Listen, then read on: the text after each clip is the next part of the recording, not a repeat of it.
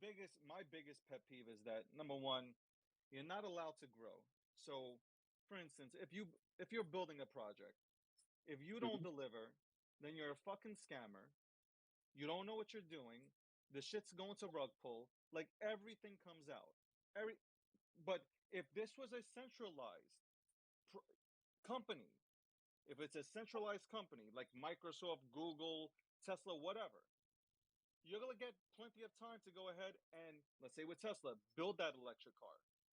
You're gonna have plenty of time if you're Google to build out the search engine and any other products that you're building. Hmm. In this space, it is instant gratification, and if you miss it by a day, you are a fucking con artist, a scammer. Anything that they Yeah. can go ahead and throw at you, they will. So I'm gonna ask People that. this. This Yeah. is Yeah. from your. This is from the loyal Safe Moon people, and this goes, David. Can you ask this question? Hank said on an audio that he has been released for a while, that Thomas has a minor role in Safe Moon, disclosing that Thomas has only worked 15 hours a week. Many are under the impression that Thomas has accumulated hundreds of thousands of dollars for very minimum labor. What would you say to that, Thomas? I disagree. All right. So there was a short period of time where it was right when I stepped away. Like, so I transitioned from CTO to the chief blockchain officer, right? And for those 2 weeks, something happened inside my family where my stepfather had a heart attack, right? He needed a quad bypass, that sort of thing. And I went to John and I said, "Hey, look, I can't deal with I can't deal with the scaling the website, the servers, the DNS, the most of the technology side, but I will continue on the blockchain." Right? We looked around the space. We wanted an app description for what it was that I was going to do on the C level. I was the chief blockchain officer. For those 2 weeks, I was working 15 hours a day. Or sorry, 15, 15 hours a whatever pay period. It's 2 weeks. Shortly thereafter, like just kind of spinning up Hank up into CTO and everything else. We had some other deals that popped off. I ended up. So what's weird is that even though I transitioned into the CBO role, that still encompasses everything blockchain, which happens to be most of the business. So me scaling back on the technology side and allowing Hank to come up and take care of that so that I could free up my time was a godsend, especially with the family emergency. So, that ended. I ended up working a lot So, afterwards. so basically, So yeah, Hank was right at the time. Like at that for those 2 weeks, definitely 15 hours. But afterwards, so hold on. So, being that the question was asked, basically you're basically who, and I forgot who asked that question, but so essentially you're going to begrudge Thomas for taking 2 weeks off to take care of personal matters, so he should have got paid nothing, because in the real world, if you take off and you have a really good job in corporate, like you're paid and you get leave. I yeah, mean, exactly. so I don't. Okay, I guess. um by So the a way, lot I of want to people ask like this. so Yeah, go there ahead, are things Thomas. that Go, we go. couldn't. There are just simply things while I was there that I could not explain. Now that I'm not there, like obviously things that are going on now, forward-looking things that I know about that are being worked on, I can't talk. It just is What what was it is, right? Sean? But some other like details with regard to me, that's okay. Was Sean paid by SafeMoon? On who? Sean, give me Rich one Real. second.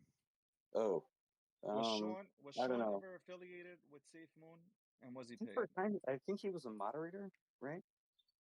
At one point, I don't know. I don't know. That's why I mean I've I asked spoken to him you, a few times, but I've never had any kind of. I have no idea. so you don't know. Okay. No. Let me ask you this question: Do you wish? And this is not a shot at SafeMoon, but I can ask you these questions because I know you'll be real about them. Mhm. And the other day I said something which got on somebody's nerves, which was, I said, when I was trying to get in contact with SafeMoon in the beginning, because I Oh, like to ask questions. Like when I invest into something, I want to know what I'm investing into. And I Right. think if you're, if you have any common sense, you would roll the same way. You want to make sure that Mhm. you're investing into something. We know this, it's a gamble on anything, whether it's centralized or decentralized. Everything's a gamble, right? Going to a casino, it's a gamble. But at the end of the day, like, I want to do my research and I want to talk to the team. And what I said was,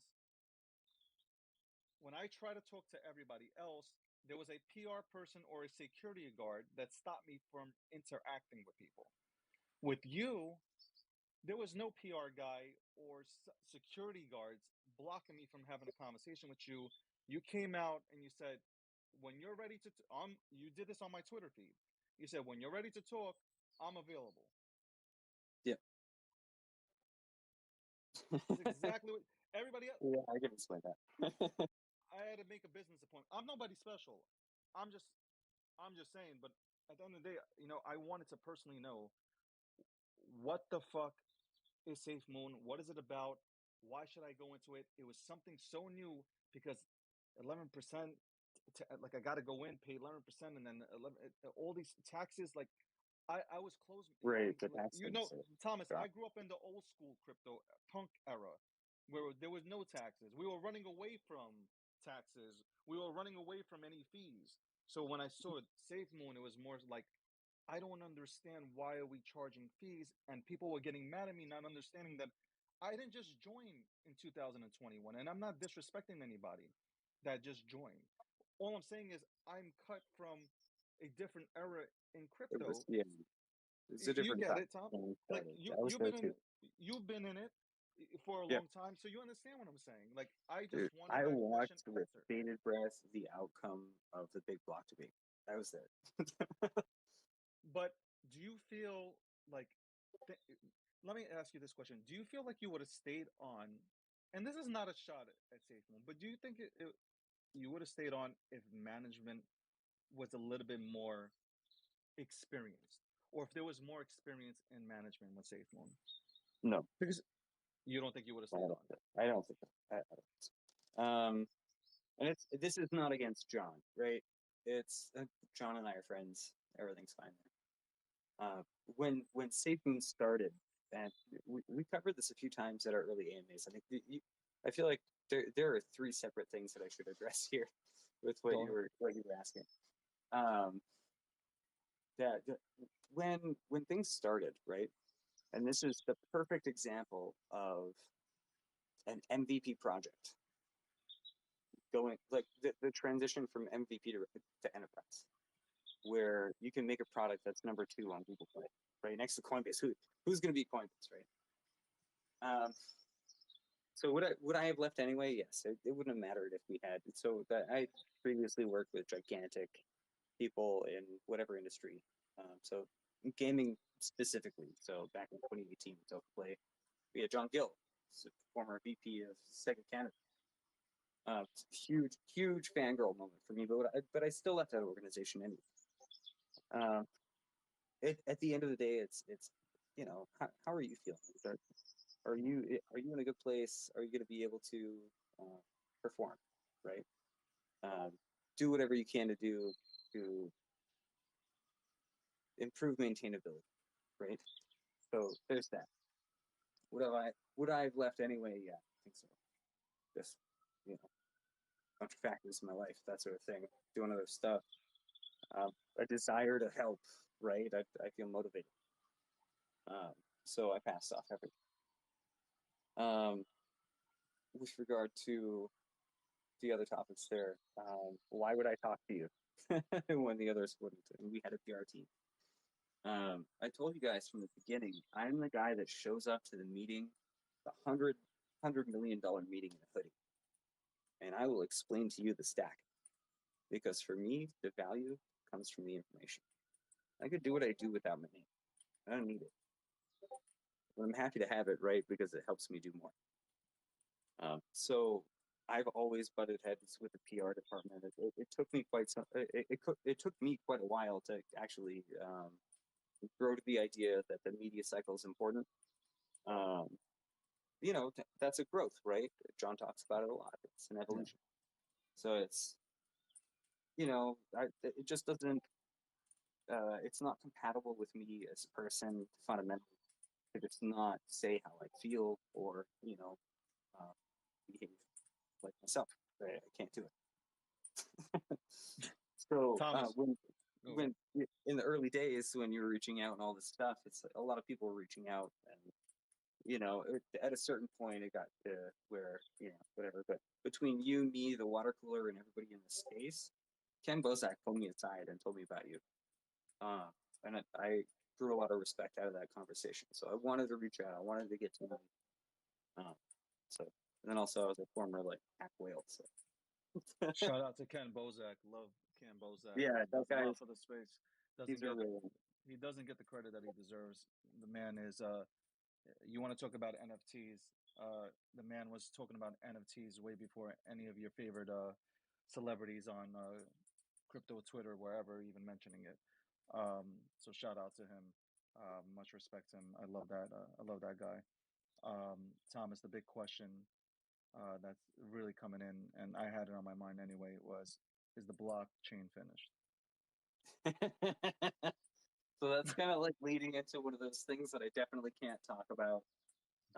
What I can say is that mechanics are always, even after it's released, are always going to be under discussion.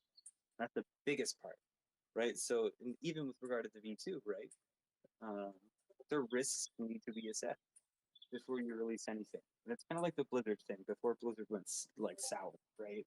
Was you want to release a really nice product. You want to make sure that you, one, give yourself enough time to do it, and two, overcome whatever obstacle you have in between you and your goal. So is the blockchain finished? Definitely can't answer that question. From a software side, from a deliberation side, I can tell you that while things may be, I don't even know how to answer that one. It's fine. I'm sure. Yeah, What I is it probably still shouldn't. under I shouldn't still go under there. NDA? Everyone's asking if the blockchain's done. What's the life I'm changing call? What was the hold on. What's the call that changed the hold on? Can we ask about the call that changed the yeah. world? What's that all about? Call it change the world, right? So for a period of time since I was in Puerto Rico is huge for crypto. Oh my god! And then also for financial services, right? Uh, there was a chain of events that continued from my visit in Puerto Rico. People are going to find out there are a few billion-dollar organizations that I've been speaking with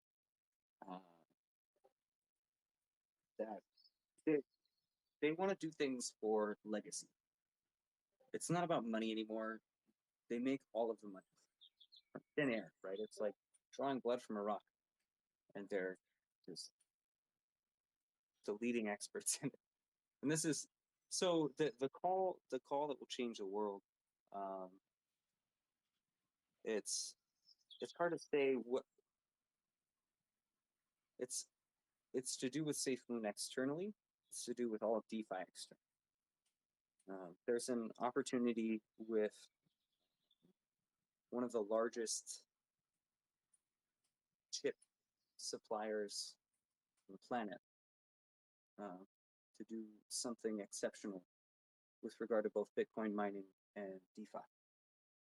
This is the largest thing that'll ever happen or has ever happened in DeFi, period. The math is astounding. It's an amalgam of the best people that I've ever met. um, and it's something for legacy.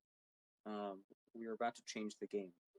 Everyone who's involved in DeFi now is in for a surprise. Very welcome one. Yeah, I think that's probably all I should say.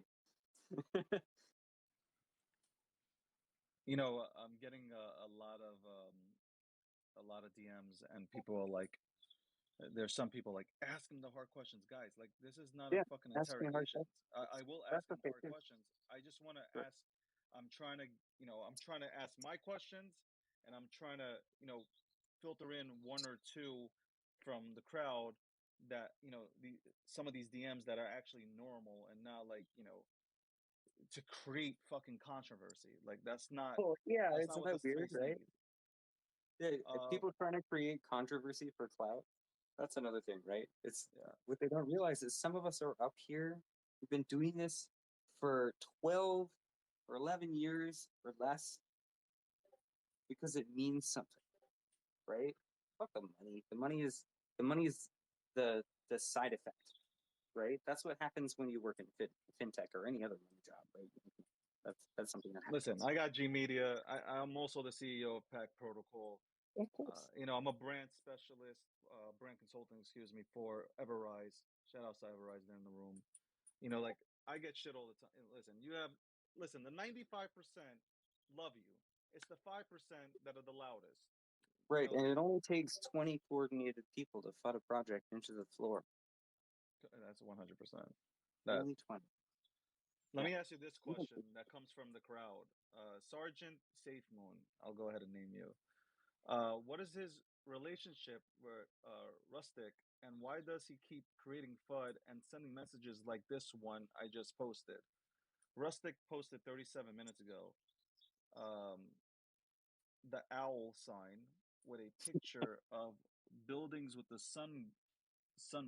probably a sunrise or sunset. I don't know, and it has one where he's quoting you where it says that the time is now, um, and there's the YouTube video.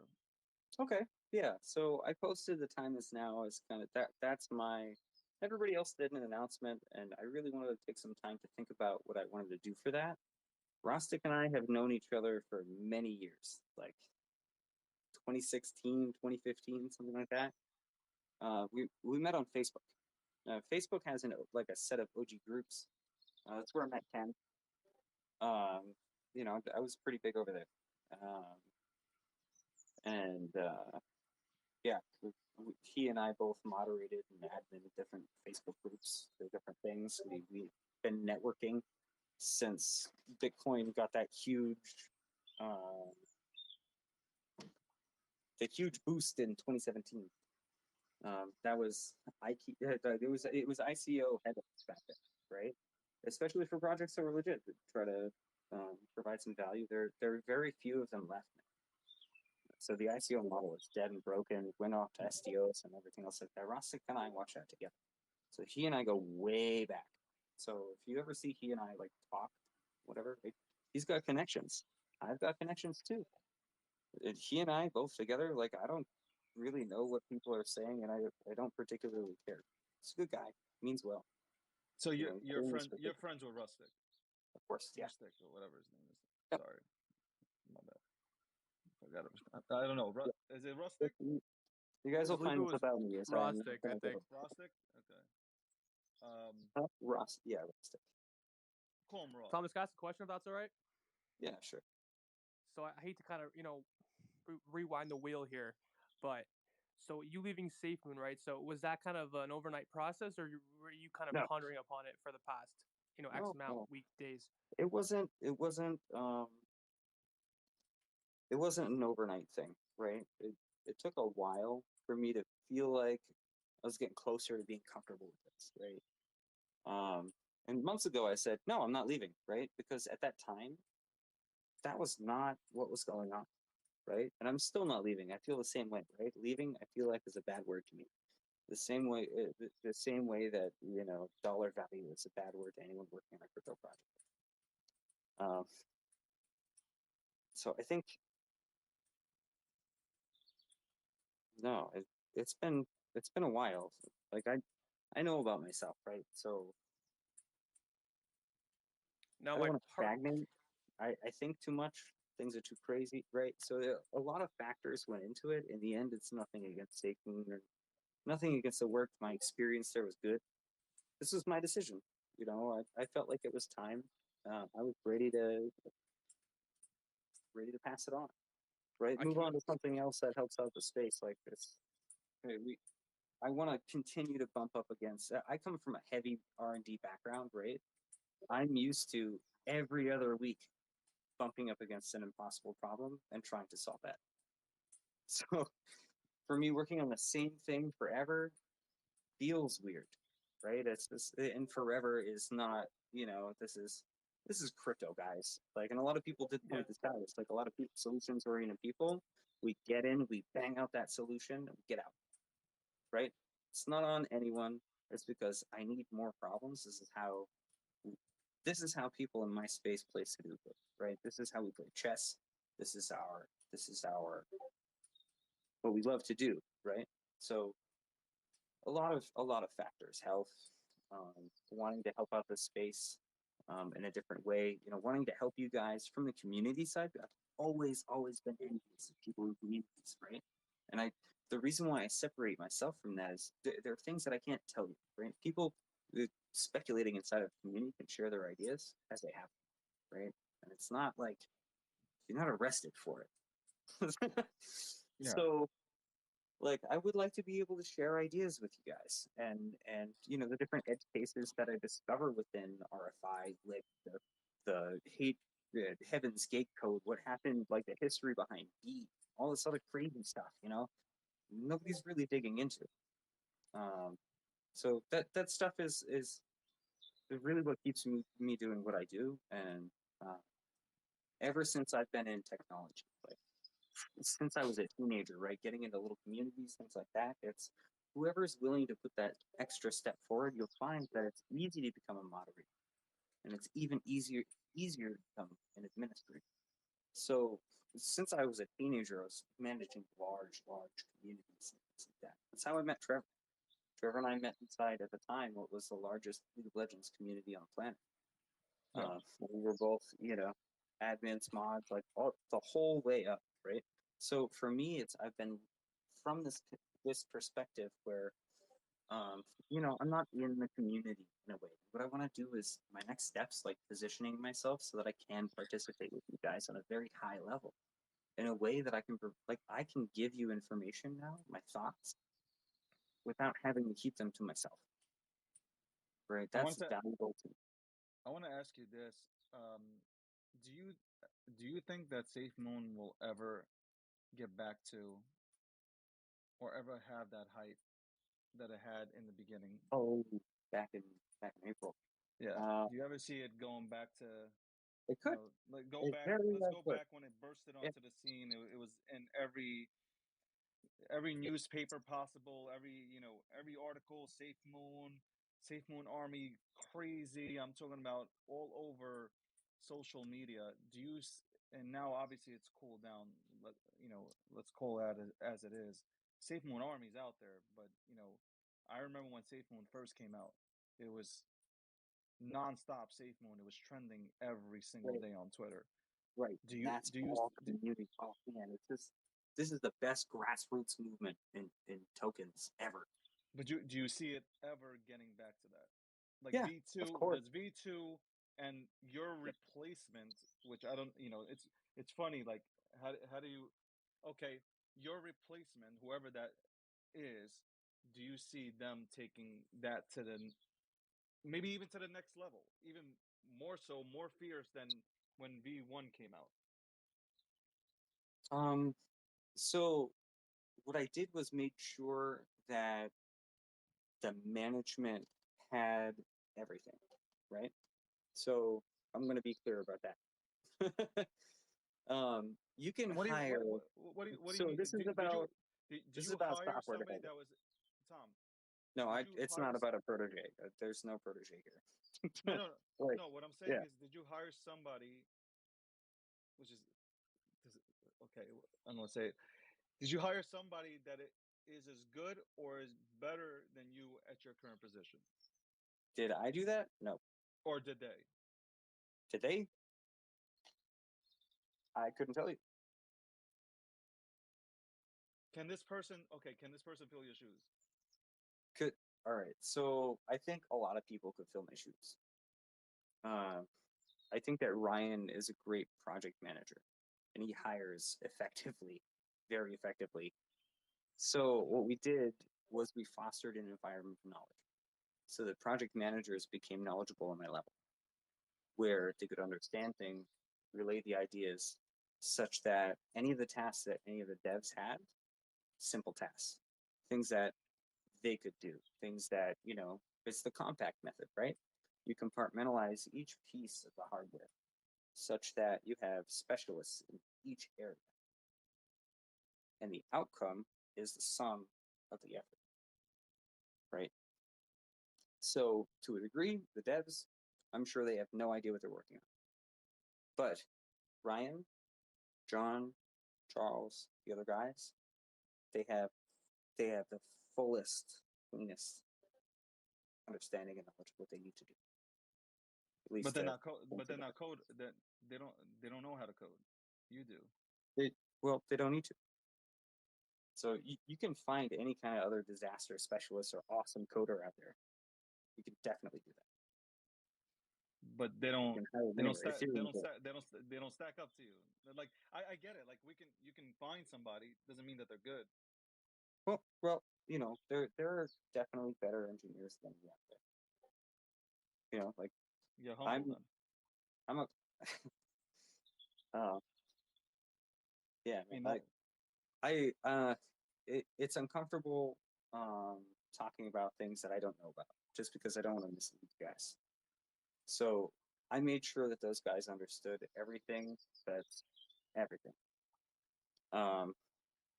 From there, it's super easy to delegate and hire for them.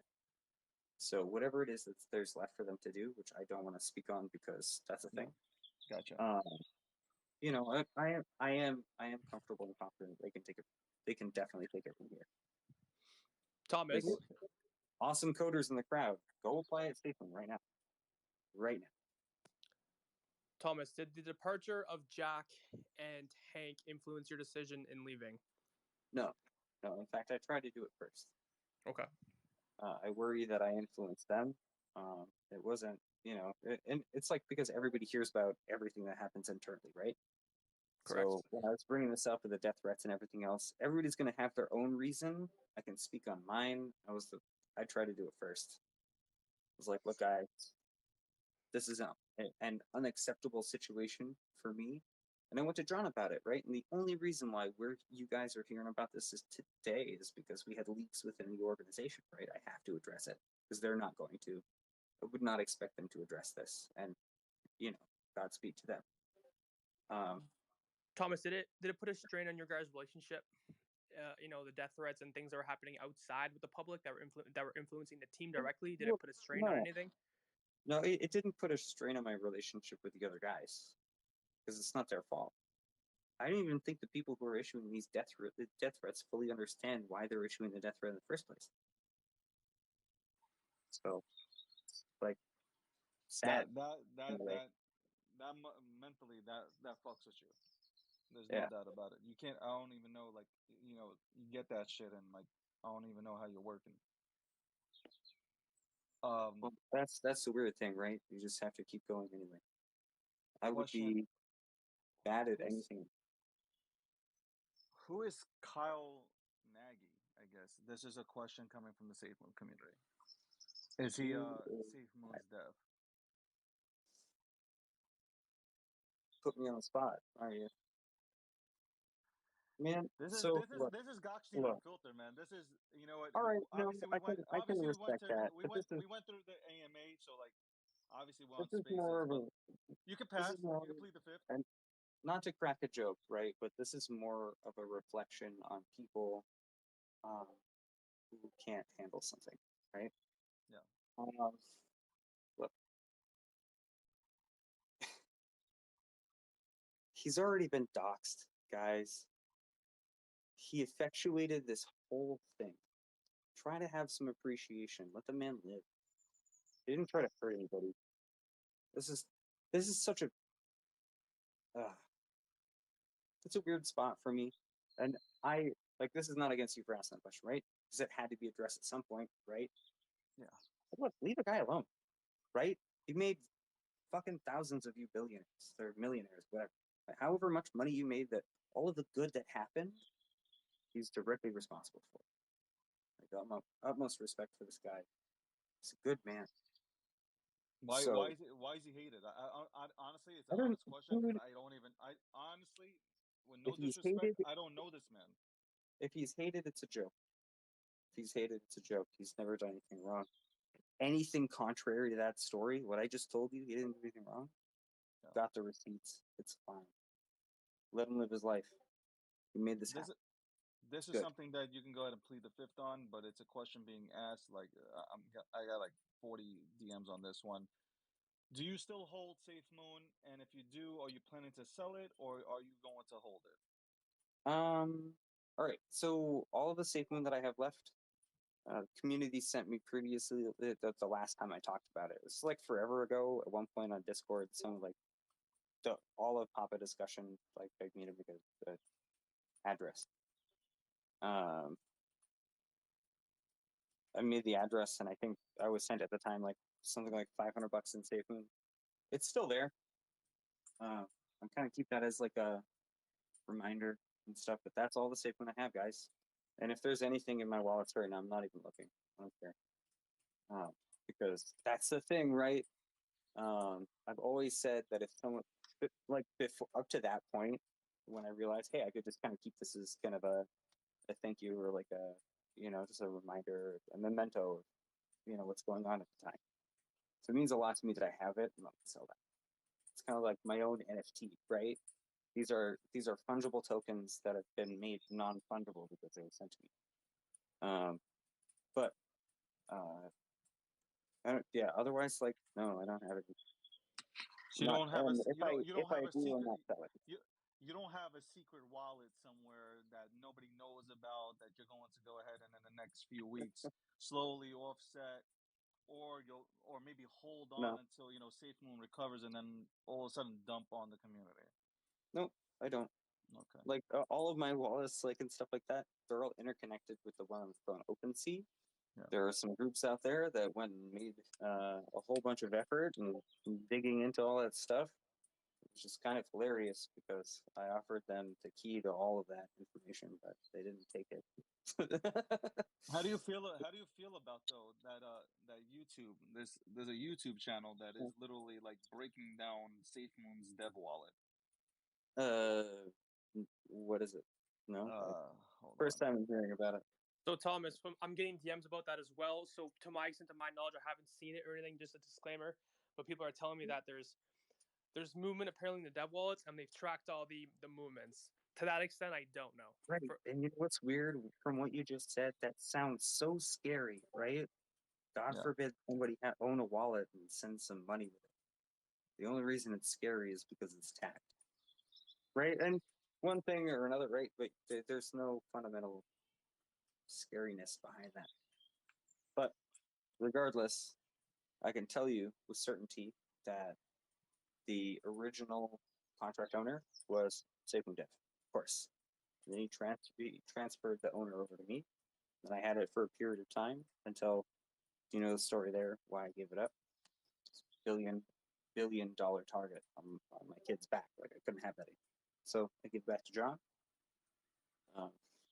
And let me set this straight for anyone who doesn't know. If you're on the outside and you think that you effectuated that situation, I brought this up weeks before you were a problem. This was already planned. So I gave that shit over of my own volition. I was happy to do so. And then any movements while I had it was completely approved by the board. So anyone can come and ask me. Anyone can come and look at my own private stuff. FBI, anyone else, invite you over. I don't give a shit. That's the thing, right? People want to say that I stole LP. You fuck yourself. So I invite anyone over. We got paid. So that's how I feel about that. We love the honesty, Thomas. I appreciate that. Uncut. Yeah. First of all, I'm gonna say because there's a few people that like I don't like the way you're asking your questions. They're very negative. First of all, they're not negative. Questions are questions. They're not negative. Especially people want to know. These are questions that are being asked by your own community. There's nothing negative about it. If you don't ask questions, if we're going to sit here and just hold hands and sing kumbaya, this is not an interview. This is exactly, and we're going to talk about DeFi too, because we talked about DeFi Oh, yeah. on, when we were together on that show, and like, if we don't ask these questions, that there's tons of people. There's my whole DM, like my DM is literally the box is flooded with questions that people want to hear you answer. Like, Mhm. you guys need to honestly, you know what happens in this space? We attach ourselves to a particular asset and we put blinders on, and any questions asked is automatically deemed as FUD or negative. They're not. It's a simple question. Nobody's, like I said, trust me. There can be people that sit down with Thomas and interview him and ask him stupid fucking questions and make it super super negative. I'm Oh, trying weird. to Yeah. this is unfiltered, and I promise you I'm trying to get answers and not make fucking ratings. If I wanted ratings, I'd ask them super questions. Now, just wanted to get that out the way. Um, Thomas, Hmm. Yeah, I had a question for you of course. before somebody wanted to go ahead and state something. Give me 1 second. By the way, Bugsy says hello. He says you'll laugh if I say All that. right, so let me tell you guys the story about Bugsy. A bunch of spaces. He's come up and he's like, "I've known Thomas since we were kids," and everyone's super skeptical about it. Like, I just want to put this on the table. No, man, you really did. I know that guy. Thomas, he did that in our space too. Remember, RMA a couple months back, he did Yeah. the same thing. Remember? Exactly. Yes, and he had every right to do so because it was the truth. I'm not gonna put his name out there because I respect him a whole lot. I love him. Um, you know. Also, bro, I hope you come visit me soon. White Mountains miss you. Anyway, Thomas, sorry. Thomas, where do you see DeFi going in the next 5 years? Up. Clarify that for me. Adoption, more people, more volume. DeFi is going up. It's simple mathematics, right? Couldn't say it at SafeMoon, but I can tell you now. Certainty. It happened with Bitcoin. It happened with every market in history, even Tulips, right? You have more participants, you have more volume. You don't necessarily have more long-term holders. Those are your diamond-handed people that have been through all of these market cycles. It's so wild, right? Not financial advice, guys, but of course, it's just a little history. But where do I see it going? We will have more projects. You're going to see more charity. You're going to see way more space. I think that's going to be huge. Just because Elon, you know, nothing wrong with that, honestly. Like, if it's one dude, if it's a meme that gets us in a space that effectuates permanence, that's all that matters. Like, it would be a meme that does it, though, right? That's the cruel irony that is fate. No, Thomas. Now, where do you see yourself within the next 5 years? Do you have any plans after SafeMoon? I'm sure you do. And if you want to, tell the people right now, we have a pretty big room. The mic is all yours, man. You stole my question, you son of a bitch.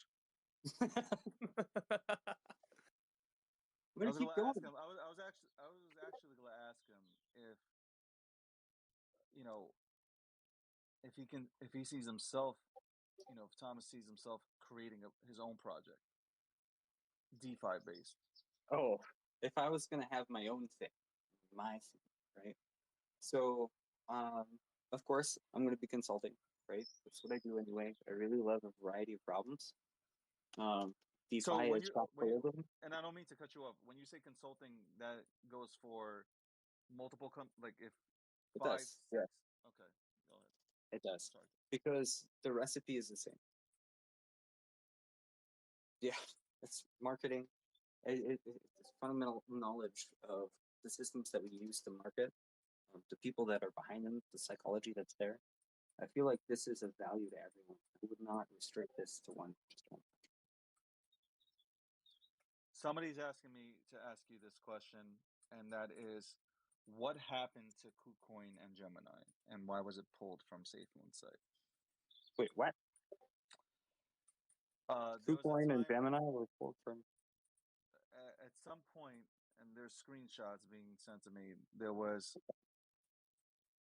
it was listed as Gemini and KuCoin soon to come, Do you and it know was how long pulled. ago that happened? This Oh, was okay. So like with some it was kind at of the like it I was don't at the know, end of a like it was like an end of a video where they had it, and it got I removed. KuCoin and Gemini from I don't remember anything about any conversations with them. This is not to say that the other guys like. So I was not in every Telegram channel, right?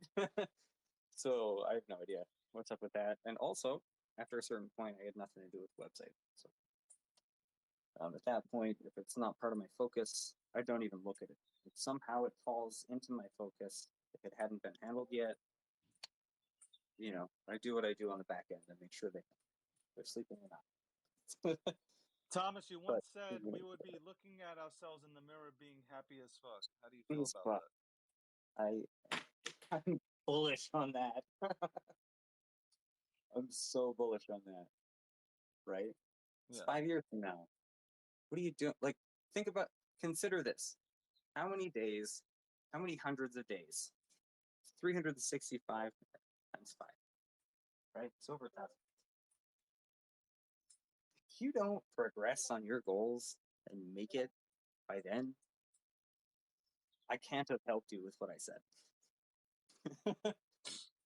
This is not it's not a reflection on what SafeMoon is or on what any one project is. It's a self-improvement, right?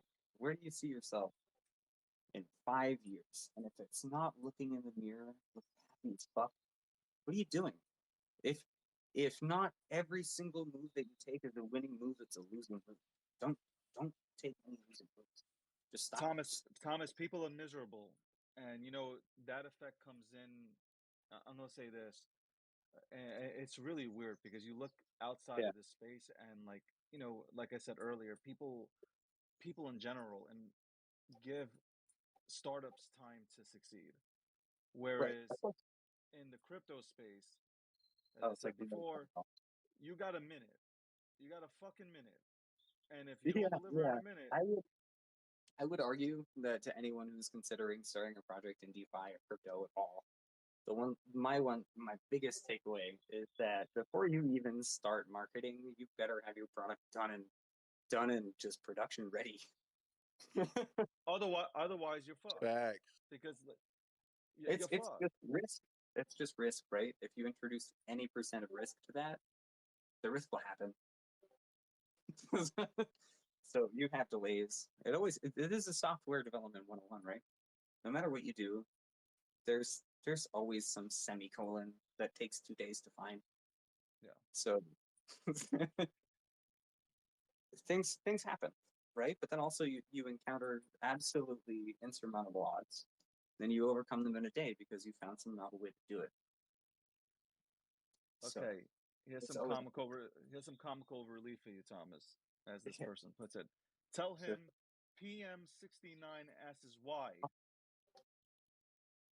He will enjoy that. why what? I have no fucking clue. Right. I think he means why the fuck is the price so low compared to tomorrow's price? And I finally have the answer for you. People who are willing to build without permission. People who are willing to build and push the space to its boundary to figure out what's possible, right? Why is the price so low today compared to tomorrow? It's because we won't fucking stop, right? I might have left SafeMoon. John needs me, got my number. I'm here all the time, and he doesn't have to pay me for my work. That's good for you guys. It's good for everybody. It means that I'm on the outside and I can build products that accept and use safely. Actual, real use cases. Other people need to do that shit too. So this is a community effort, right? You've got people who build the tokens, right? This is why there are foundations that invest in businesses that build on Ethereum, that build on Cardano, Bitcoin, Bitcoin Cash, Satoshi's vision. Fucking God save Craig Wright. Fuck that guy. 100% agree with you on that. 7 nodes, bud. Like, how's your chain doing? Exactly. Anyway, so why is the price so low compared to the next price? It's people like us, me, David, Ken, the people who are in the space, we do this shit because we love it. For no other reason.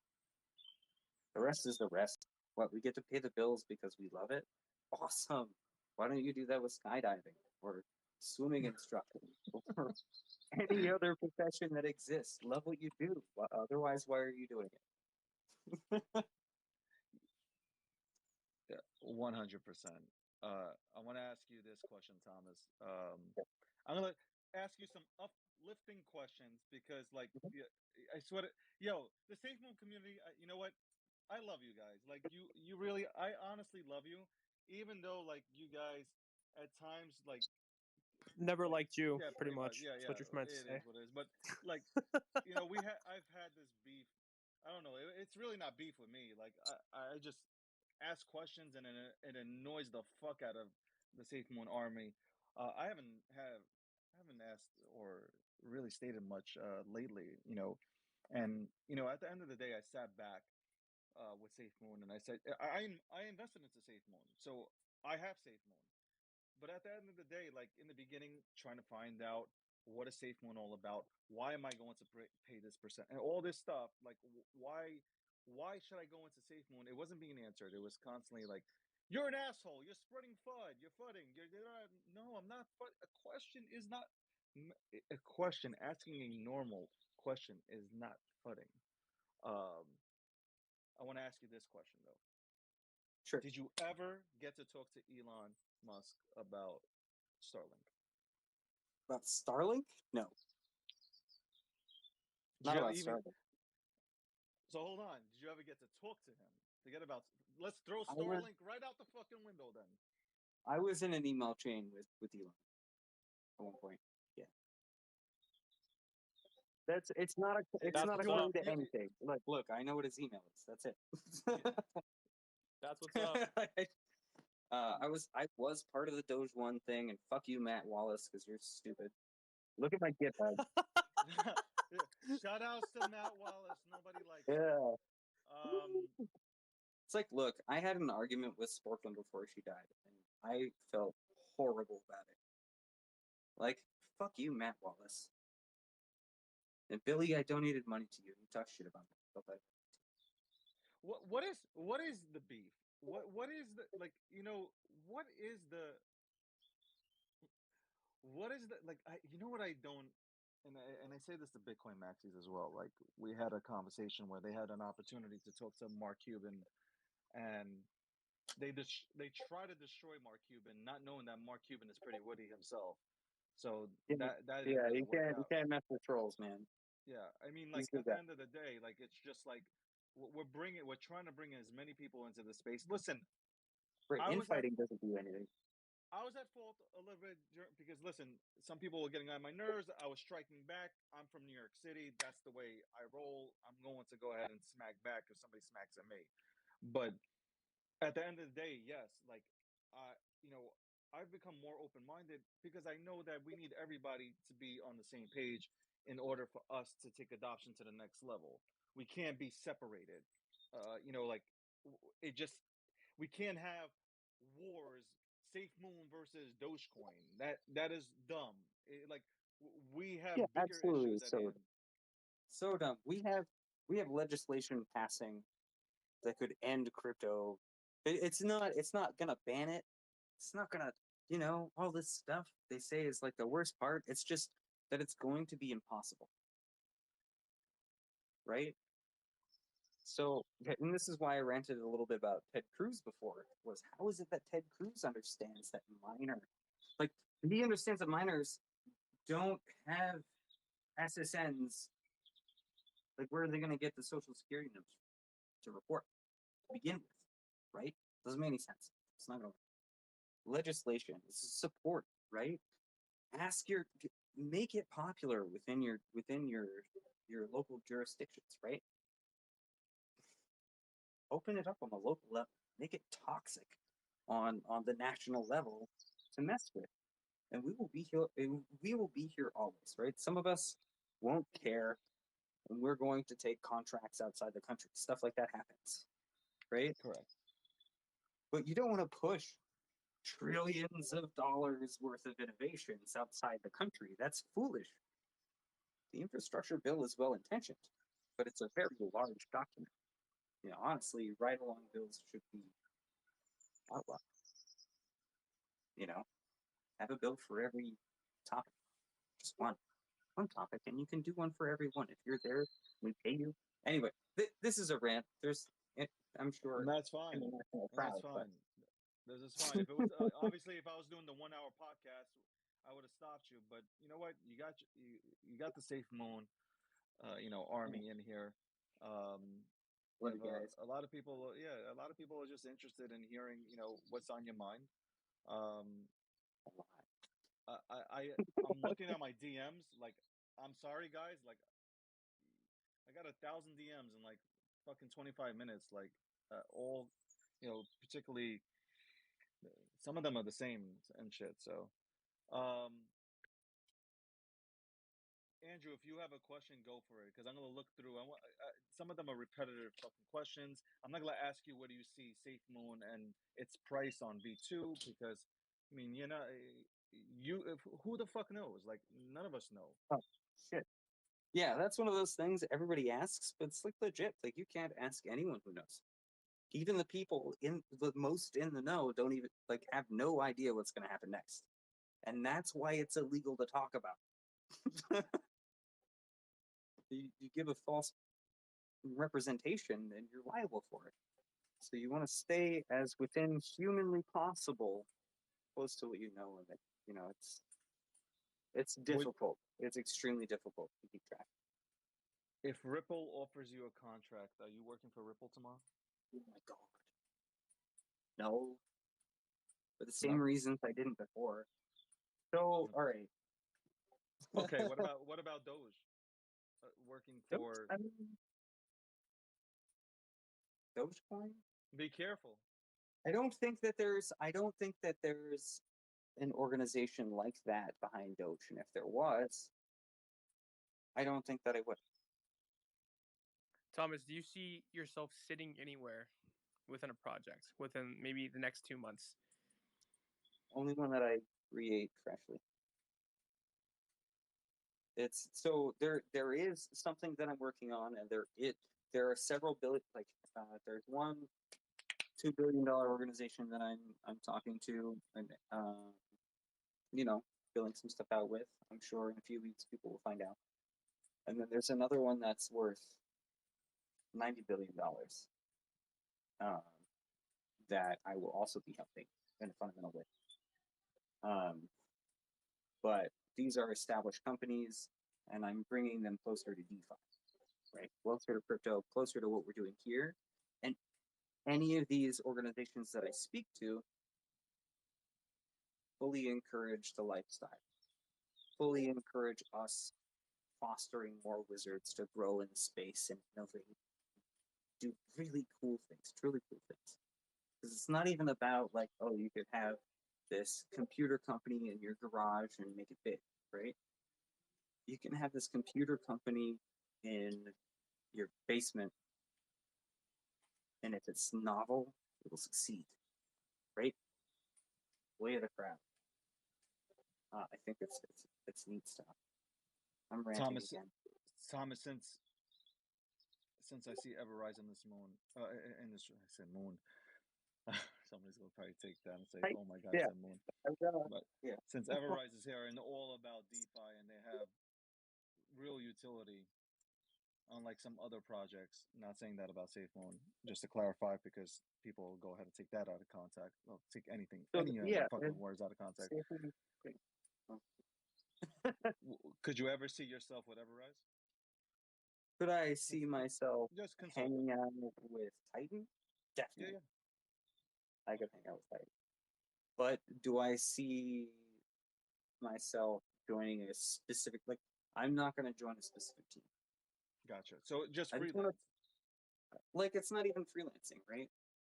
I want to offer my support in a way that's different. I don't want to just join a team and have that be the end all be all, right? Everyone expects me to just join something. That's gatekeeping, right? Yeah. What I know about marketing, about people, about the, the token and crypto economics of this. Like, I started out selling gold just like Brock Pierce, right? I was one of his competitors. So for me, I want to share this information. I want to find the most effective way to do it. So do I see myself joining a specific project? Like, what I'm going to say for right now, like the way I'm feeling is no. If something happens that's like crazy, and it's big, I'll reconsider that. But it needs to be the biggest. We have to change things. Settling Is for less than that would be settling less for you. is one of Now, Thomas, is there ever the possibility that you can, join SafeMoon back and not just help from a, third party standpoint, but more so pen on paper where you're back with the team and John? Maybe it could happen. It could totally happen, right? But that's in the future, right? So I'm open to a lot of possibilities. people are asking me about Rocket BUSD. Are Yeah. you Okay. consultant for them? All right. No. Let me tell you a not so secret about BUSD. That's run by two good friends of mine. I didn't know about it until after it was launched. This is yet another situation where they knew about my story and they're like, shit, we can call Thomas. Let's see what's going on. And quite literally, it's fucking Cole, man. Dude, it's the former senior moderator. I spent a ton of time with him. He's a really great guy. He's a really great guy. And I know the other person who, you know, the other dude. Both of them came down for the first Safe Moon like booth that we had that was like really bare, but really like with the bare booths. If you know, you know. If you have a product and people want to come over, they're gonna get that value. So these two guys, they came out and they were there. They were just right. We really, Hank and I needed that help. We didn't get it. These dudes from the community flew out and just they were there with us the whole time. We got to know them. I'd invited Cole out to my house a number of times, like since then, before Rocket even happened. So when Rocket did happen, it had already been launched. Like, let's not fuck around. Like, I'll tell anybody. Like, I did not have anything to do with the start of this project, and I'm not allowing them to pay me. Cole is my friend. Genuinely my friend. I trust him with my kid. That's Thomas, my. how'd you meet John? How did I meet John? Okay, this is a cool story. So I was working at Geometric Energy. We were doing PPE deals. John had another PPE company, and we came together for some stuff. We found out that he was into gaming, and like one thing led to another.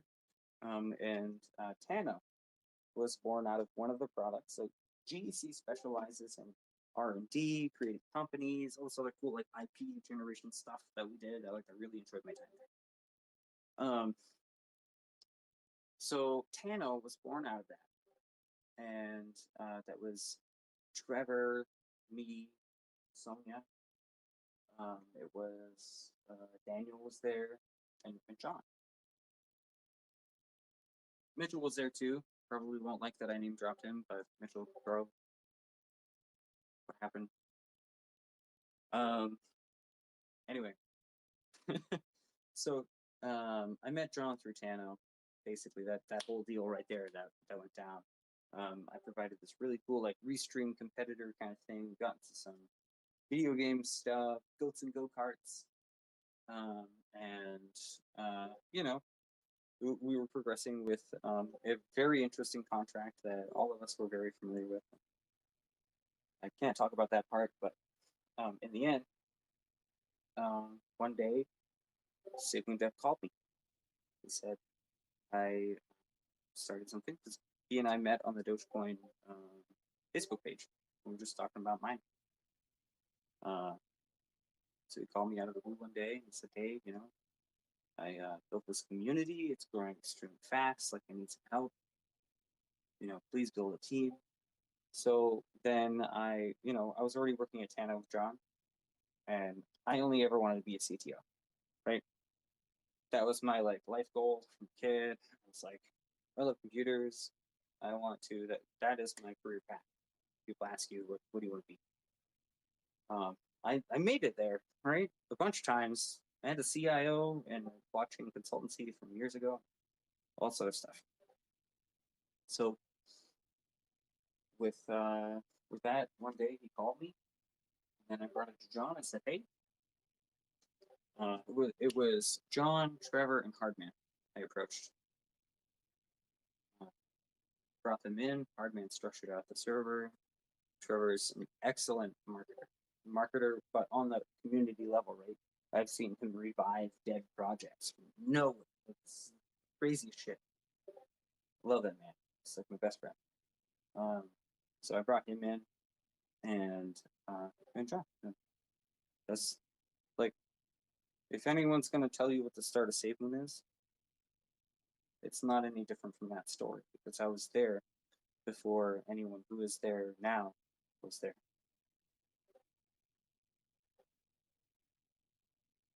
I'm listening to you, and it sounds like, honestly, you resigning or leaving Safe Moon, like a weight's been lifted off your shoulders.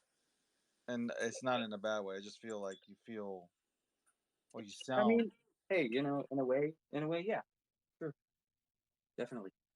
So there are two sides to every coin, right? I'm not saying that for me personally, my side is detrimental to everybody here who's listening. Don't sell based on what I'm telling you the story, because everything's going to be fine. Your investment's good, right? There was no hard man, or any other crazy kind of dip, right? The named dips, the Moby dip, all those dips, right? I even bought the thomasdip.com in case there was one for me, because I was gonna make the fucking t-shirt, right? I was gonna make the actual chip dip. You could eat the dip. All this crazy shit, right? There was no significant dump, and I'm very proud of that. I'm very proud of all of it. So for me, the negative side is a loss of friends, right? I come from a time where you meet hackers on IRC, and when they fall off because they get popped or they do something stupid, maybe they just lose their computer, they lose their access, and nobody trusts their new screen name again, right? I would lose friends, I wouldn't know their names, no way to contact them. That shit, that's fucked up hard. You meet like true movers and shakers on IRC, but you don't get to know what their name is, right? When they fall off, you lose a part of yourself. So for me, these smaller digs, it's just brings it back to that. So when I start a project or we maneuver in business, business is toxic for the human condition. Money is toxic for that. I'm very against money. Um, Build it and the money will come, right? right, yeah. Build it and they will, yeah. Build it and they will come rocket. Like, it's crazy. That's funny. I want to It's the go truth, though. to Thomas. Are you a fan of taking some questions from the audience? And Sure, yeah. I'm, No, look, let's go. Let's and go I'm gonna at it. say this to the Let's audience bring it before you back to come the up here. Do me a favor. Do not ask. Like, if there is a stupid question that is asked, or anything that like crosses the line, just know that you're getting thrown the fuck off a cliff. No Getting thrown parachute. all the way Uh, off. Guys, nothing related to price or price prediction of Safe Moon as well. That's nonsense. All right, Thomas. First of all, yeah. I want to again thank you for coming on. You're Uh, welcome. I appreciate it. Look, I had a maneuver, and I'm gonna be frank. Like, I didn't. I'm not about throwing these questions and getting ratings from it. Like, I consider you a really, really, really cool person, a friend in this space. because like we've chatted. You've been nothing but nice to me, and I believe that whatever you do, you'll be successful with it. Uh, that's there's no doubt about that, and you'll be an asset to whatever company you link up with or consult for, etc. So like, I appreciate our friendship. I appreciate Ken Bozak giving me a fucking Good. you know, given that attaboy, he's a good boy over there, kind of thing. Yeah, I got to go ahead and shout it out, give him a shout out. That man, Ken Bozak, I love that guy so he much. is Mr. NFT. I don't give a fuck what anybody Yeah. says. He was yelling NFTs before anybody was yelling NFTs. He told me how stupid and idiotic I was for not getting into NFTs. I used to blow him away, like Oh just my like god. he would be in my DMs saying, "Dave, fuck crypto," not in a bad way, but he would Imagine be if like, you had an original Ken. Come on, fuck around. That's "Oh, OG that's NFT OG." shit. But he would be like, "Yo, Dave, you got to look at NFTs," and I'm like, Ken, I'm like, Ken, listen to me. For me personally, at the time, NFTs, titling, that's all I see. I don't see what you see. The fucking art that I'm looking at, I'm not into it. He's like, you're going to see. I guarantee you, years from now, you're going to be saying, "Holy shit, Ken was right." Not in a Yeah, bad way, not in a yeah. mean way. He was like, straight You're up, gonna like, say you're wrong. 5 years from now, you're gonna look at yourself in the mirror, happy as fuck. And now, what is it, 4.5 years from now, or Right. 4 years from that date, literally, the NFT space is going ape shit. So shout outs to Ken, man. Uh, uh, Absolutely. he didn't pay for that shout out at all. Um, Fully transparent. All right, so let's bring some people up here. Andrew, you want to do the honors with people coming up here? And please, again, I'll take care of it, be Dave. No considerate. problem. Be Look, considerate. Be I want to say, nice. I You want want to to say ask hard questions? from That's fine. I'm sure Tom's will take them on, but I don't be stupid from with it. early on, right in our AMAs, when Trevor and I like, so I'm gonna tell you guys a story before we bring someone on. I'm sorry to derail that. When Trevor and I started the AMAs, literally I was in a phone call with him, my private, like I've got a Papa server that's from old gaming friends, right? I accidentally jumped inside the SafeMoon server, and a few people like joined like instantly. And I went back to Trevor and I was like, bro, like why are we talking in private? Let's just jump over there and see what happens. Right? We had like 20 people that first night, and they just kept asking questions. We kept bumping up against edge cases, right? And this was like the first AMA. Bumping up against edge cases and answering, right? And there was like twice that I was called with a question that I couldn't answer. I really relish those moments because I'm exposed to new ideas, right? Futters, fuck you guys. But if you've got an edge case, but if you have a true hard question for me, I'm gonna love you, man. Like, bring me something that's difficult to answer, but not just like on an emotional level. Like, fuck that, right? But give me a difficult question. Give me something to think about, and I'm gonna love that. So, just want to put that up. Let's go ahead and let's take it to the audience. Go ahead, Andrew. I'll take it, no problem. Dave, do you see a kill up here? Because he's been blowing up my DMs. Apparently, he's here, but Listen, we he don't has see a him. fucking Nokia phone, and he expects to get onto Spacers. So what do you fucking want me to tell? I have no clue. I don't think the best fucking coder on the planet can go ahead and fucking help him. The best dev on the planet couldn't help him. He needs a new phone. He needs to stop being cheap. Okay, G Media will pay for your phone. Okay, how about that? Go get yourself a phone. This is true. This is true. So now he's DMing me saying $700 phone, you bitch. But like at the end of the day, like if you can't get into a space, well, you know what? You need to go ahead and question what kind of phone you got. And I guarantee you, you do not have a $1,700 phone. You got one Hey, of those look. old people phones like Andrew does. You know, To be constantly tells fair, me shit. to be Um, fair, I totally have one of those kind of phones. My phone crashed like the other day, just from I, space force. I mean, listen, our friend Akil here, him and Andrew battle it out. But I think Andrew's right on this one, where Akil might have this Nokia phone from like 1994, trying to get into spaces. Say, Thomas, just for some context, he is 65. So I mean, I'm sure your phone is a oh lot my newer Okay. than god. his. Yeah, Say, I'm not going to talk any kind of shit. Don't Safe Moon Zeus, what's going on? You are live worry. with us tonight, and What? What's Thomas is up, right guys? here. What's Hey, going on, guys. man? Hey, I It's been a appreciate minute, you guys for bringing me up. Much love to you, Thomas. We do man. love you, brother. Like real talk. The whole community is gonna miss you, but you wanted a hard question. Here Bro, it they shouldn't miss me. I'm still here. Ask me. is. Here you wanted a hard question, so here it is. So Yeah. you stated, that you're gonna be in communication with John.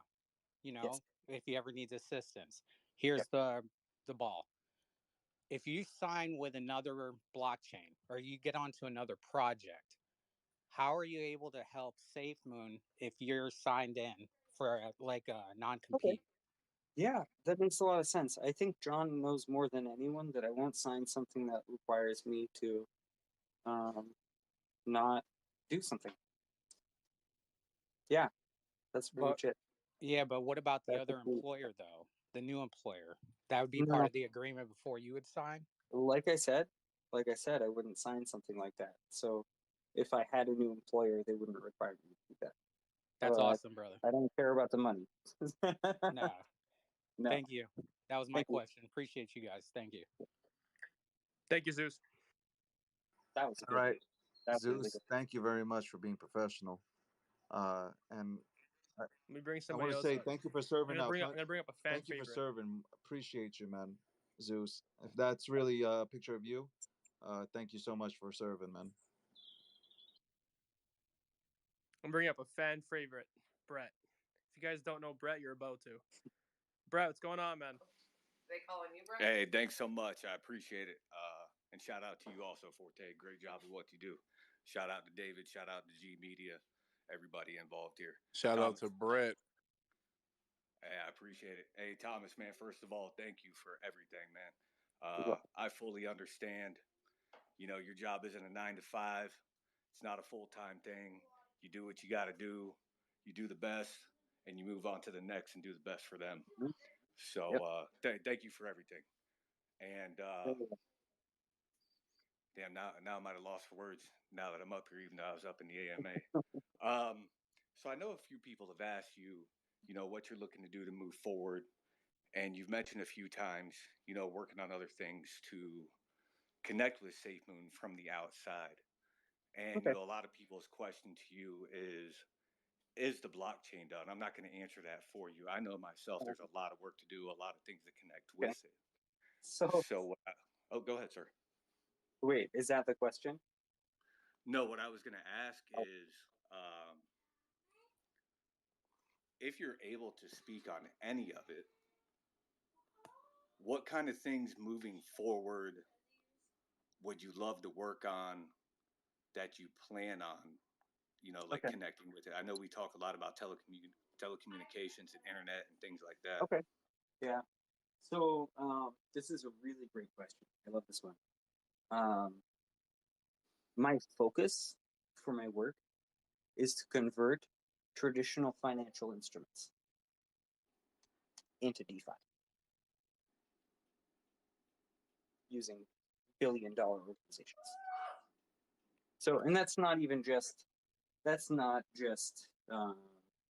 finance as you know it, traditional finance, what I called old money, right? I said I would attack. And there's nothing wrong with that, right? In the end, for old money, this means getting to survive. Anyone who doesn't adapt dies. This is economic Darwinism, as I spoke about before. So if no one else is going to do it, if no one else is going to step into, like from our community, step into traditional finance and say, this is how you could realistically overhaul your product. It's not going to happen, right? So what I'm thinking is, let's change money, the way that we think of it, by injecting ourselves and our culture into money so that the money of tomorrow can understand money at all. So that's my focus right there. And then it's not just traditional markets, but traditional crypto, bringing non-smart chains into DeFi. It's a giant, giant thing for me. So I wouldn't fuck around. It is one of the largest things to happen in DeFi, period. People can call me on that. Check me in 6 months. Screenshot it. That's awesome. I love it, man. Thank you so much. And love what you're doing. Let's go change the world, man. Let's do it. And yes, sir. Thank you for everything. Thank you, David. Thank you, Brett. We appreciate the professionalism. Yes, sir. Thank you. Appreciate you, Brett. It's all about just like coming on here and being like a fucking mature adult about things, and that's really it. Ask hard questions, but don't be a dick about it.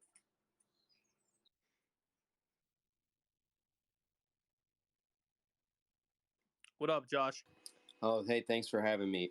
First of all, just wanted to just say thanks to Thomas. I think everybody that's going to come up from the Safe Moon Army is going to say thank you. Thank you so much. Thank you, Second, man. hey, look, I wanted to ask you. I'm a traditional IT guy. I've worked in IT now for over 15 years. I started out as a help desk tech, kind of worked my way up, and now I've led 2 different IT departments in the public space, and I'm looking to, man, after hearing you talk about DeFi the other night, I'm looking to make some change, man. I want to move into the DeFi space, and I'm wondering what are tips that you would give a traditional IT person that's not a developer, something like that, to get into the DeFi space? Okay. So, awesome question. Yes. You're already familiar with documentation. You're already familiar with difficult jobs. What would you do to change your life, right? And a lot of people would say, "Oh, I'd do anything to change my situation, whatever." But for people who are technically inclined, you are 1 year of spending your video game time and your off time. Like this is where college is a joke, right? The amount of study and the effort that we put into PhDs is a joke compared to what we need to do to study to learn something for real. This is, and granted, PhDs are like the epitome. I don't want to undersell that. It's a great achievement, right? But if you need to learn something for you, start with a docs, man. You want to learn about DeFi? Start with Ethereum. Most things are forked off of that. If you're not into programming, I suggest you learn it. Methodologies,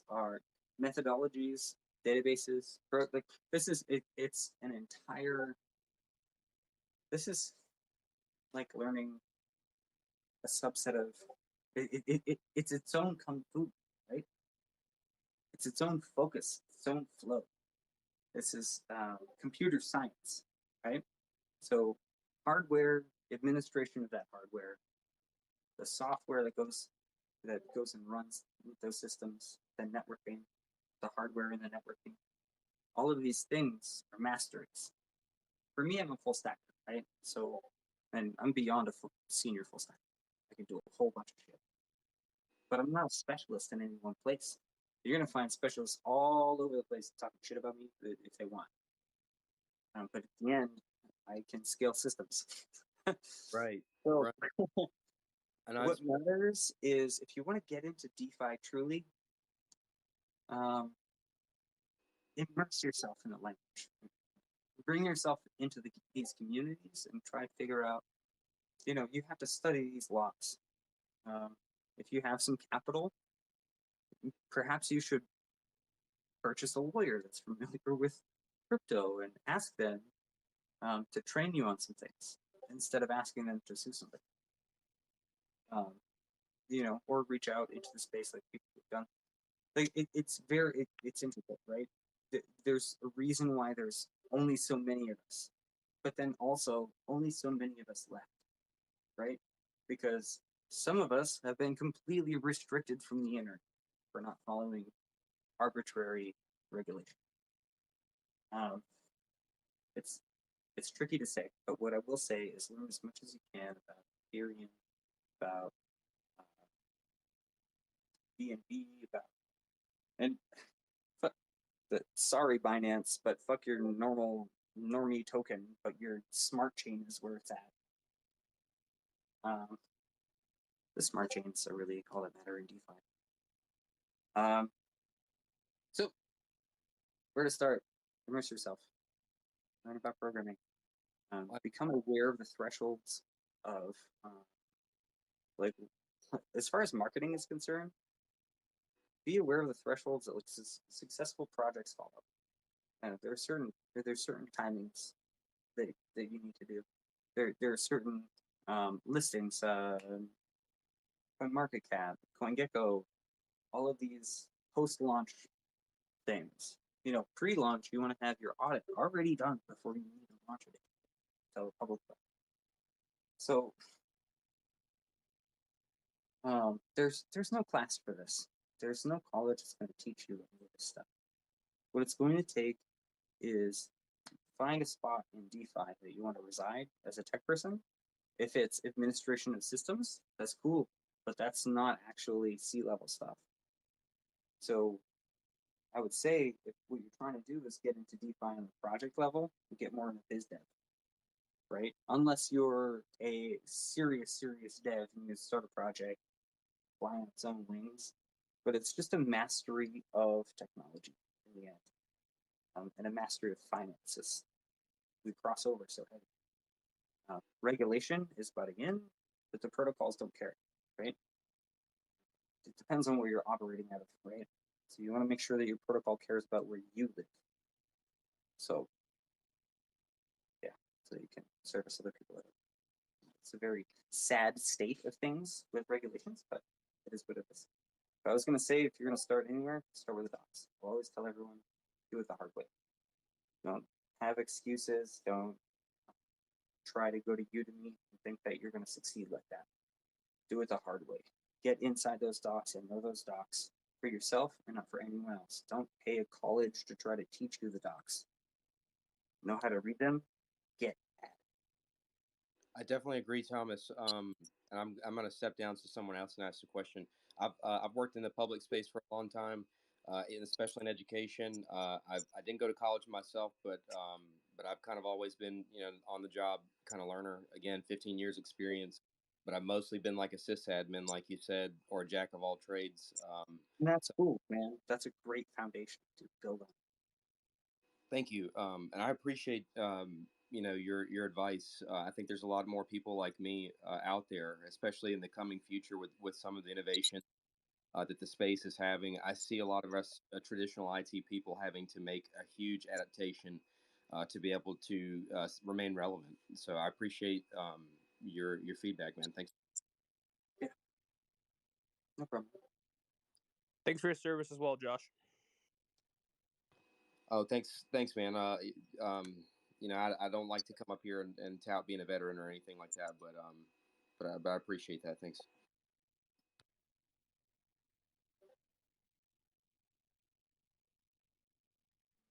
I'm bringing up a favorite today, or right now rather. Jeremiah, what's going on, man? Hey, how's it going? How's it going? Well, yourself? Well, I can't complain. How's it going, Thomas? Yo. Hey. Awesome. Actually. Wonderful. Wonderful, man. We haven't forgot about you, man. We still want you at the water cooler. So we Okay, yeah. I'm happy to I'm gonna start doing way more spaces soon. So like awesome. after so Thanksgiving, I've got spaces like every day except Thanksgiving. Today, not Thanksgiving. Day after. I'm losing track of days. No problem, man. Well, look, I hope you get a lot of rest. Hopefully, maybe back in Puerto Rico or something like that. And we're definitely praying for you and your health and everything else, man. Well, okay, wait, hold on. I love you, but I didn't go down to Puerto Rico for vacation. I haven't rolled in a year. Oh wow, no problem, man. Well, sorry about that, but yeah, well maybe wherever you choose a vacation or whatever, Thanks, man. I hope you get plenty of rest, man, because that's what's first and foremost. And we love you not for what you do, but for who you are, man. So, out shout outs to all the Safe Moon Army, everyone that's in the down there, bro. We love you guys. I'm here for them. Let me ask you a question about Safe Moon, if you don't mind.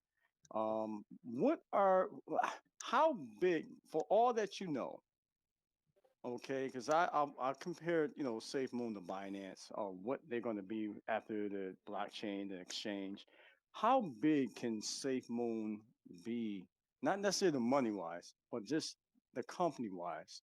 How big Oh, do you imagine it being? Maybe in the next 5 years or okay. beyond. How big could SafeMoon be? You want my opinion? I want your opinion. Are you sure? It's hold on, hold on.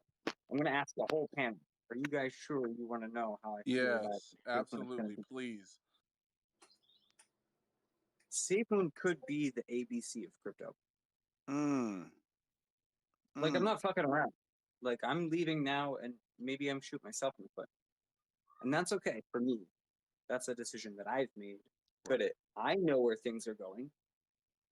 Mm. John has told you over and over that SafeMoon is a tech company. What the fuck did they do when they reached the top of their game? That's right. That's So freaking where do right. I think their maximum potentiality is reaching ABC level? Mm.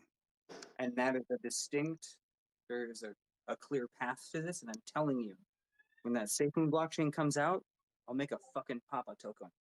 That's what I'm freaking talking about. Like, you think it's gonna be successful or not? Like, I'm gonna make a fucking Papa token on the SafeMoon blockchain. Fuck with me. Yo, can I I'm get not a one, fool. man? Let me get one. Exactly.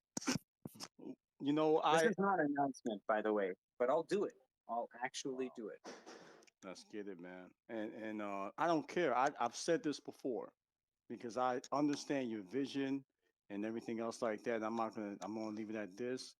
When I say I look at what the possibility, the potential of SafeMoon being after the blockchain and after whatever you guys want to execute, and being a tech company, and the same cut from the same cloth as the Teslas, as the Apples, and everything else. We're not there yet, but I Right. see you guys being just that much, that big. Right. Man, I'm getting so many text messages. Look, guys, listen to me when I say I am going to put a Papa token on the SafeMoon blockchain. I already talked to John about it. He was like, "Cool, bro." Thomas, Thomas, is that exclusive? Is that an exclusive drop right here? Yeah, sure. When the SafeMoon, all right, look, I can make a bot for this because I know the stack. When the SafeMoon blockchain comes out, I will make a Papa token. Get your fucking wallets ready. I don't care. It's gonna be awesome. The Papa token can be the #1 meme token on all of the SafeMoon blockchain. I'm cool with that. I can be the Dogecoin of SafeMoon. I can be the Sheev of SafeMoon. You know what I mean? Like I can do that. Whatever. I love it, man. Fine, because we're gonna exist under the auspices of Dogecoin and the other standards that were set forward, right? But this is good for SafeMoon too, right? And what if I do other sorry for I'm good. I'm just gonna fucking rant. Look, I'm gonna make third-party services that give use to SafeMoon beyond its already current uses. People ask me all the time, but what's the safe? What's the fucking use of it? Right, my guy. It's baked into transfer, right? It's not just me sending it to you. And even David brought up earlier that why the fuck is there a fee? For traditional guys like us, it's like fuck. The fee is terrible, but the fee is an engine that moves this whole motherfucking train. It pushes forward the mechanic of the reflection. So, like by adding liquidity, keeping itself alive in a way that is frictionless, that does not require staking, right? You see all these other tokens, and I'm sorry, guys, it was antiquated, right? If you require your users to stake for liquidity tokens, that you stake for fucking liquidity tokens, it's layers of obscurity to prevent the immediate drain of your own fucking liquidity, guys. Like, don't pretend it's something else. Stupid token that refills its own liquidity is fucking genius. You only have to solve the downward pressure that it puts on itself. Otherwise, swap it up the fines. So I didn't even know where I was going with that, and I hope that it provided value, right? Bro, you said enough. We appreciate that, and you know what? I can't wait to get on in that pre-sale. So I'm in it, I bro. wouldn't do a I'm not doing a pre-sale for that. It'll be a fair launch, the same way Raven Point was done. Well, Bruce Benton, looking at you, buddy. You know who I am. absolutely, man, absolutely. Well, I would love to whenever that launch take place, I would love to do so. But like I said, I want to wish you well, David. Look, Thank you for. Oh, go ahead. I'm sorry. look. SafeMoon blockchain. When it launches, I'll do it. And there's no way you can't know. Yeah, but yeah. Wow. Well, I love it. I love it. I love it. Well, look, after Thanksgiving, we'll be waiting for you at the water cooler. Shout out to my co-host, Shrimp. I wanted to shout out. Jeremiah, no free shout outs. Oh, No free shout outs. You gotta no pay. problem. No free shout outs. No problem. Yeah, man. Hey, I love you guys. Thank you, David, for allowing me to come up. I do appreciate that. I wish you well, Thomas. You did such an awesome job. You freaking Thank rock, you. bro. Absolutely. Let's keep going. Thanks, Jeremiah, man. If there's any women in the crowd that want to come up, please, shoot me a DM. If you say you're a woman, you're not a woman. Well, shame on you. We've had too many men come up thus far. We need some women in crypto, man. I believe this is a woman. Hold on, let me check. We're about to find out real soon.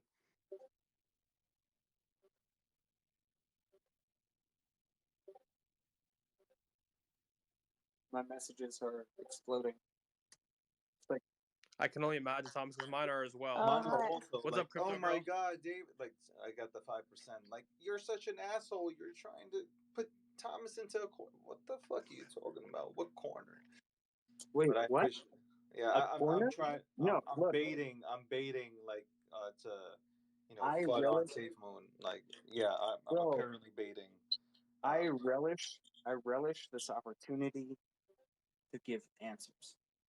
And if a fudder can't come up here with a hard question, shame on them. Hey guys. Hey, what's going on?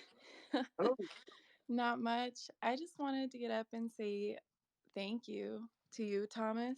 I mean, I'm a mom who works 2 jobs to support my 2 kids, and the opportunities that this space has created for me has been really incredible.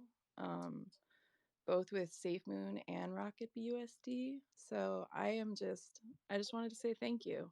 You've changed my life. That's all. oh shit. Hey, you're welcome. Yeah. I mean, I think there's so much toxicity in this space and shit talking, and I have none of that for you. A lot of appreciation. Thank you. Thank you. Thank you so That's- much. Yeah, that's all I wanted to say. Thanks for having me up, guys. Thanks, crypto Yeah. girl. Man, Papa, everybody's going so easy on you. I know, right? And these fudders are so mean. Don't say that because we're actually being so hard on them. Oh no. Hey, Thomas, I'm sorry for bullying you, man. I didn't mean to. Look, honestly, I'm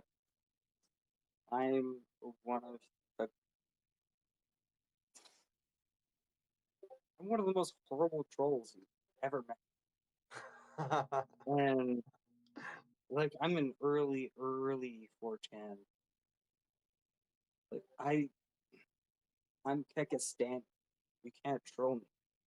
If something bothers me fundamentally, I do something about it. That's the thing about it, right? So if I can't handle it a certain way, I do it another. It's all. That's engineering, right? I'm a classic black pillar, but I found value in the earth, right? So it's the difference between nihilism and absurdism. I've created my own value, and it's astonishing when you can do something. So bring the fucking heat, nerds. Like, what's going on? Like, do I have to talk shit until someone asks me something stupid? He said nerds. Like, where the fuck? Be careful. Yo, We don't, where the Thomas. fuck is We don't Matt want you Wallace? fudding. He We said don't want you nerds. fudding Safe Moon here. No, I'm not just, gonna I'm fuck just Safe being Moon cute because here. I I'm believe just in being it, cute, right? Safe Moon community. Don't I get would angry. not create a service that accepts Safe Moon or uses Safe Moon as a value driver. Unless I believed in it. For the same reason, like, I'm not using Cthulhu offerings. And to be honest with you guys, God saved that idea. But when Cryptopia went down, I lost all of my Cthulhu offerings, and I never got them back. Right? People want to talk all this shit, like the fucking Mount Gox people. They lost all their money because that launderer, right? They gave you the dollar value at the time for your fucking bitcoins. You should have all been tens of millionaires. Thomas, meet my friend. Sorry, I'll rephrase that. Our friend Akil Patterson, the man who has trouble with his phone, who is 65. Akil, thank you for coming up. It's been like an hour and a half, but we're glad your phone from 1955 is finally fucking working, man. I want everybody in this room to know that David Goxstein said, "F it, I'll buy you a new phone." And the funny part is I literally went out and bought a new phone. Oh my 2 god! weeks ago. Oh my god! Dude, you gotta do it now. Exactly, right? Listen. Trust me, I'll take it up with Akil. I know he's good at putting a fucking deal together here, man. He's trying to put me together in front of a crowd. So, Akil, it's great. Look, I'm gonna be like Andrew now. It's fun. It's great for you to finally get up here after an hour and a half. It's great, Thomas. Did you drink something sure? Wait, what? I drank my Pedialyte instead, because tonight is the night before Thanksgiving, so it's Drinksgiving for somebody. Although I don't drink as much anymore. Wait, hold on. I love that. Can I just book all this other stuff? Drinksgiving sounds nice. Thomas, growing up as a kid, or when you come back from college, that first year back, they would be like, "Yo, it's Drinksgiving," and I'm like, "What's Drinksgiving?" And you'd go to some kid's house, and there'd be a giant party, and everybody, parents included, getting hammered. So it's the night before Thanksgiving, Drinksgiving. But I wanted to ask you a question, Thomas, and and it's not just out of spite or anything. Okay. I'm a business guy, right? I'm a business guy, and what it seemed like, Thomas, and I was looking at the Discord, and I've been reading some of the tweets that the CEO of SafeMoon's put out. This looks like a planned and executed corporate exit by them. Okay, so one of the things that I think that I should warn everyone who ever deals with me, right? It's face value. John told you something happened. And it's no secret that I spoke to John about leaving before. Right? Yeah. So this was it's not a corporate planned exit, right? This is my decision. I made that decision before. When the death threats came and I gave up the contract ownership, right? I was the custodian in New Hampshire. One of New Hampshire's laws was HB 436. I can hold keys for myself or others as an individual, right? So New Hampshire's laws were very specific with this, and it made a lot of sense for us to store the contract here. But that caused a lot of problems for me, fundamentally, with the size of it. I didn't have enough guns. I didn't have enough people, enough acreage, right? At that time, I was living in an apartment. I've since changed that, right? And I'm going to stay ambiguous because of the death threats and everything else. And if it changes, if someone finds out where I am, I won't be here. So it's, this is not a corporate exit strategy. John didn't fire me, nothing like that. Ginger didn't submit information through Kark and use the token to FUD the fuck out of me, right? because I was talking to John the whole time. In fact, you guys, if you're listening right now, you don't know what you're talking about. I gave you the chance to listen, you didn't take it. So, and that's all I'm going to tell you, right? Because the people that I need to answer to for those things, I've already answered to.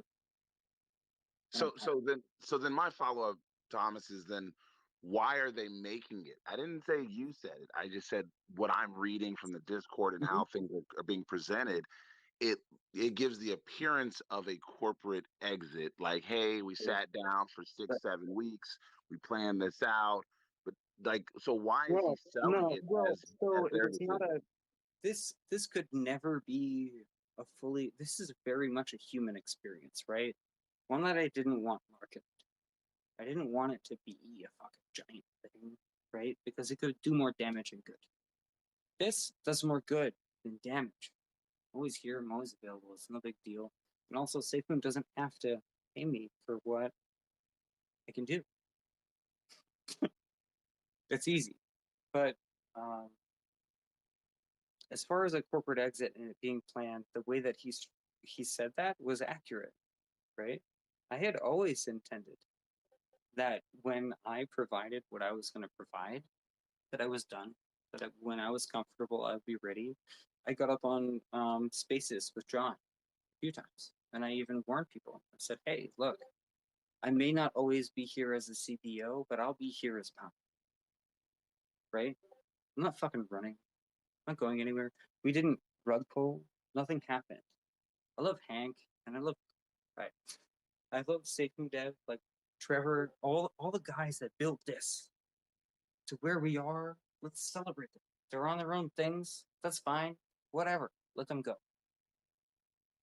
And brother, I wasn't trying to, Yeah. listen, I don't want to pull back any band-aids because, when we spoke back in August, Yeah. you said, and this is what I told the team up here, the G Media Squad, the G Unit. I said to them, I said, you know what? It sounds like he's planning to leave. Now, this was back in August when you were like, I'm not planning on leaving at this time, were your exact words. And at that moment, I said, oh, he's getting ready to go on his own terms. They're trying to work it out. That's what I thought. Well, so at that time, it was on the table. I didn't take it off the table. That in the future, we might do something else. Because I like other problems. I'm a full stacker. I don't like to specialize in anything. So, with regard to that, I'm not worried about it. It is what it is, man. And again, I was not trying to pull back old wounds and band-aids and make things bleed out. But I just wanted to say, like, that's the way it was curtailed. And it sounds like you did. It pissed me off a whole bunch. There was some, like, when I started to talk to John and I was trying to have an intensely personal conversation with him, and I got leaked, right? And then I got kicked from Discord while I was on Spaces with Ghosty. I was like, fuck, guys. Really, I got banned from Discord, right? When all that shit happened, like, that was just annoying, right? But I was still SafeMoon pop-up. Like, I was still SafeMoon CBO pop-up. Like, I didn't lose anything because I hadn't concluded my conversation with John, right? It was leaked. People were like, oh, he's fucking leaving. It's like, have you ever considered something or tried to consider bouncing an idea off of someone in private? Someone overhears you and assumes that's your full intent. Like you couldn't work it out somehow, right? Between John and I, we worked it out in a way, right? But this was not John's fault, right? There are crazies in our community. They buy the fucking top and they sell the bottom. And they assume it's our fault. It's like, guys, perhaps you shouldn't be investing in the first place, right? This is why regulations are here and all this stuff. People are not slowing down to be smart enough, and perhaps our community should be educating more. So these things kind of bother me on a fundamental level where I couldn't like get out there and be like, oh, yeah, like these are the things that you should pay attention to because it's considered financial advice. It's like weird things that are so fundamental to crypto that are not in traditional markets. you're not able to see the inner workings of an organization. And now SafeMoon is not necessarily like SafeMoon's a little bit hardened now, right? In a way that we're not so transparent with everything. I shouldn't say we anymore, but in a way that SafeMoon is not transparent anymore. So, we overshared until people became uncomfortable. And we figured out, okay, this is the level. Right? Yeah, I got you, brother. And you're absolutely right. I had to make that point to somebody today, just simply saying, this isn't the stock market. You're not a shareholder, so they don't know you a damn thing. Is basically what I told somebody. Like I was trying to be nice about it. Shit. What's crazy too is also we would share about our private lives until people became uncomfortable, but we were never able to share how uncomfortable that is for us as fathers,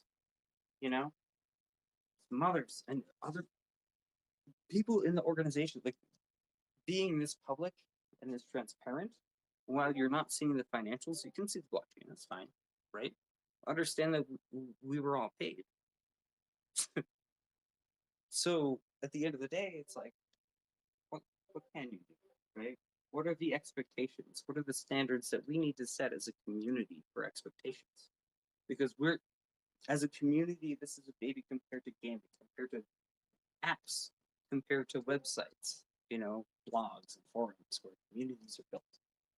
Well, expectations are a lot slower, a lot, more realistic to what web development is.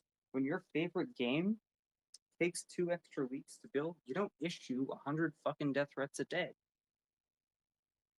on your favorite game, Cyberpunk. I'm sure they got a bunch of, just an example, right? Or looking at No Man's Sky. I love No Man's Sky. It's grown into a great game, but there were delays, there were problems, there were serious issues.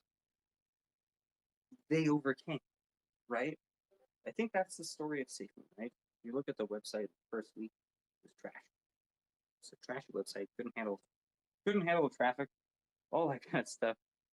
But at the end of the day, it's like we overcame all of that because we were dedicated. And the members of the team that are still here are still dedicated to DeFi. Like the people that did not disappear. You've got everyone who was at SafeMoon that made this thing a thing, right? If you're going to look at, this is an answer to the question that I got earlier. Where's DeFi going? None of us ran. Why do you think that is? None of us have heat. None of us have done anything wrong, and all we've done is lift up the space. It's incredible. I'm so bullish. I apologize for ranting. Yeah.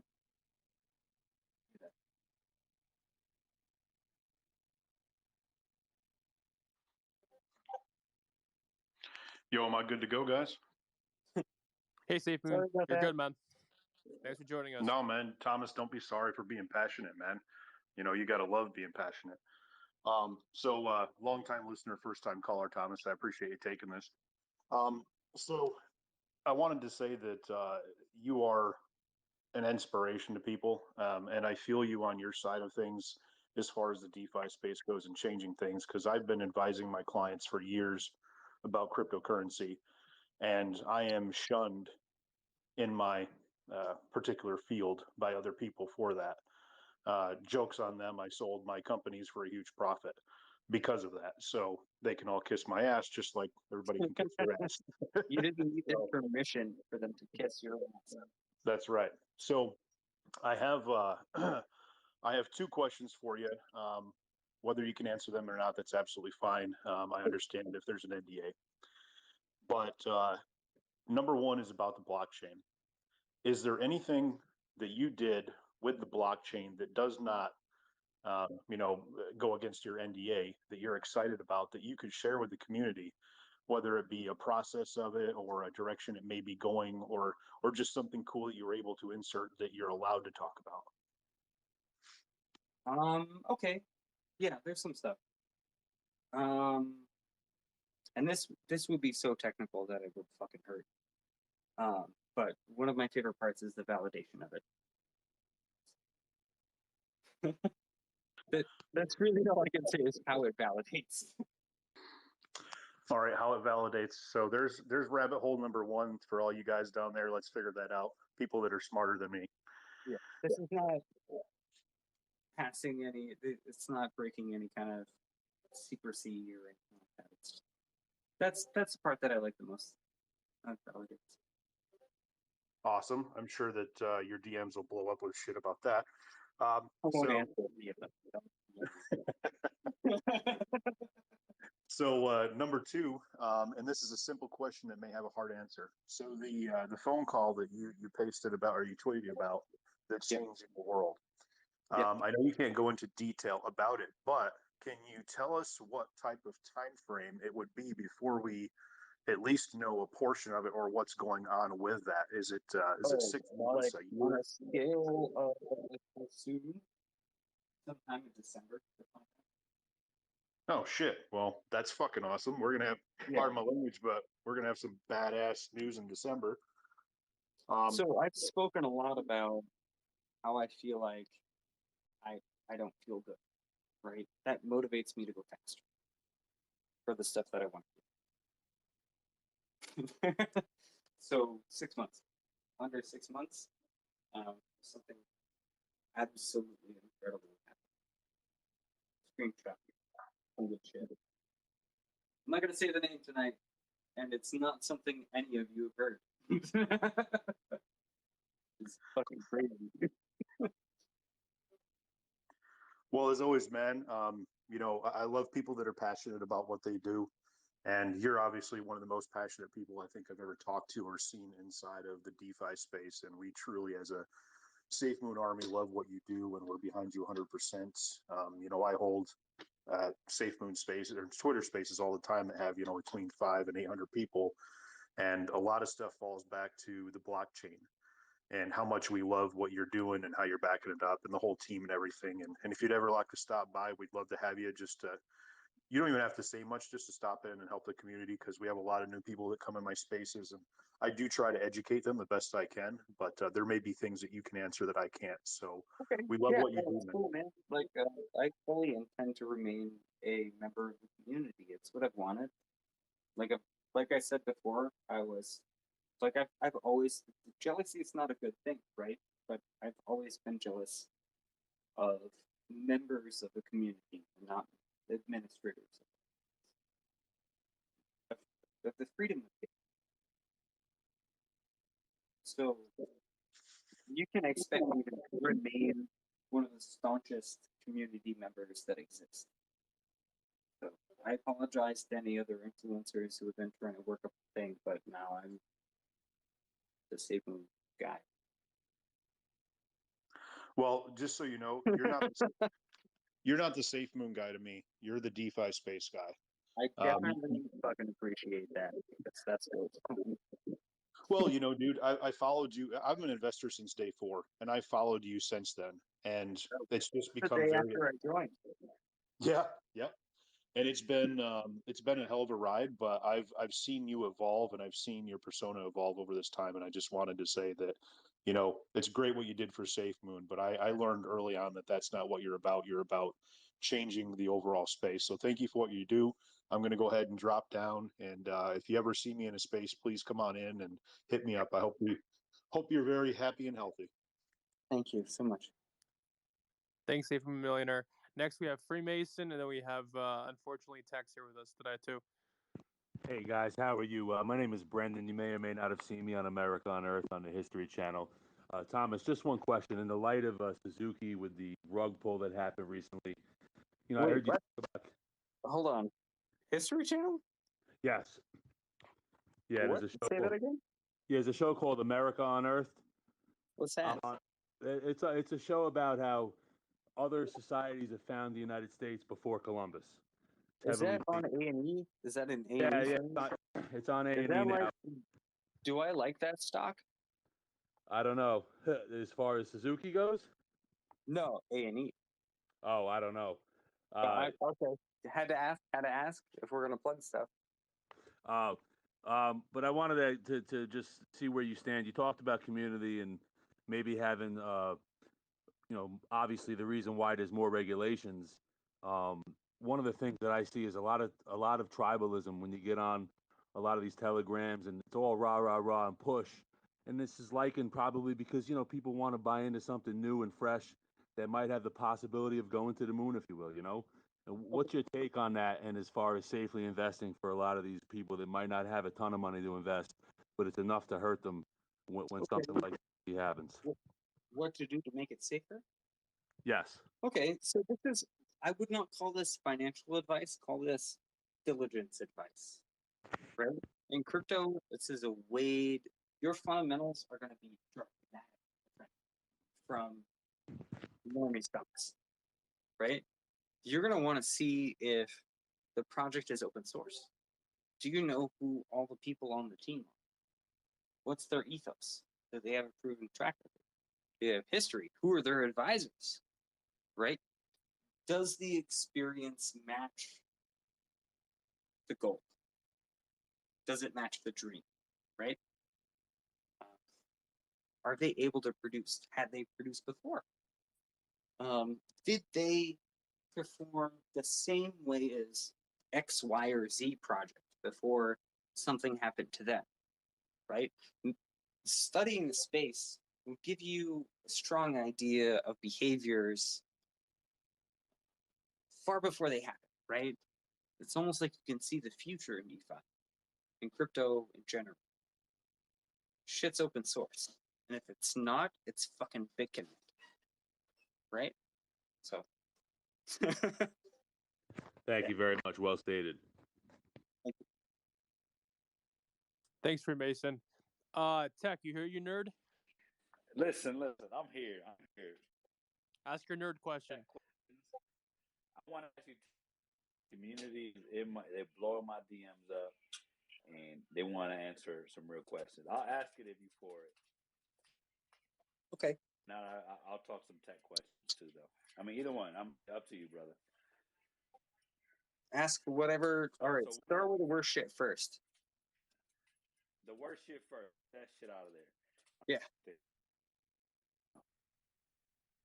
Coming up is can you explain the concept of swap and liquefy and further why it hasn't or can't be disabled in V1 in the V1 smart contract? And then the second question to that is also can you clarify as to what?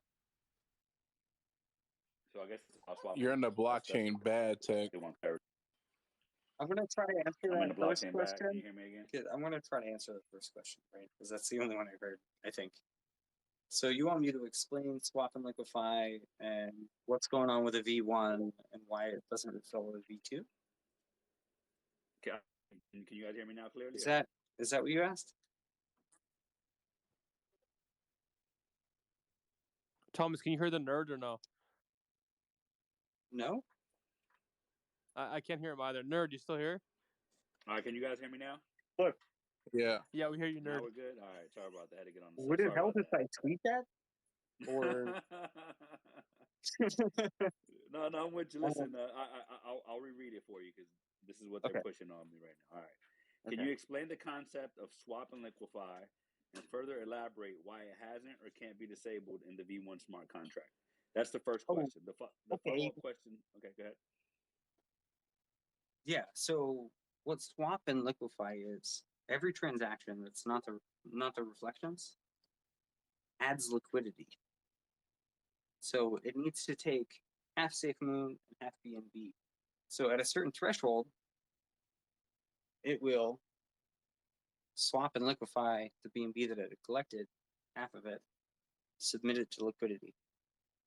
Before, I think some fetters had a problem because I was tired and I was like mixing that up with reflections. It's not the case. The reason why it hadn't been disabled is a John thing. To be honest. Okay. That's straightforward. I was not able to, I didn't make decisions with the smart contract. So we did bring it to John. We did bring it internally. But I mean, I'm not gonna let the blame fall with me, ever. I'm just gonna tell the truth of it now that I can. If you're gonna ask why swap and liquefy was never disabled, I did ask John, and John said no. All right, that answered your question, community. So then I got a techie question. So with this SafeMoon block, Tech, can we go to Ellie first? She's been here waiting, and then we'll go back to you after. Yes, sir. Yes, sir. Thanks, Tech. Ellie, I you am. here? Can everybody hear me? You're good. Can you hear me? Yep. Yes, Yes. no? Yes, we can. We can. Yes. See what you did, Tech. You put it in the blockchain. My fault, Ellie. Oh, can you hear me now? Ellie, you're good. We heard you there for a second. Hi, everybody. Ellie, L, whatever you want to call me is cool. Thank you for having me up. So I have like super quick questions too. First one is for me, which is what is the thing that you've loved most about the SafeMoon community and working on SafeMoon? And then I have a nerd question to follow. Okay. Some of my favorite stuff. It was like the first 3 months leading up. Was my favorite. Because we had such a everything was ideas. Everything was we were piling stuff in together. It was just a churn of what a startup is, like truly is, right? The reason you do it for fun, right? That's what it felt. So that was my favorite part. And then also the community. So it's both like first and second, tied for first. Awesome. Thank you. So my nerd question is there any way you can go into more detail about what you mean about the chip producers? How does it relate to disrupting financial standards? Is that perhaps ASIC miners for the SafeMoon blockchain? Oh shit. Okay. Okay. I'll hit it. You asked the right question. It's not necessarily miners for SafeMoon. These are miners for Bitcoin. We're looking at bringing Financial standards.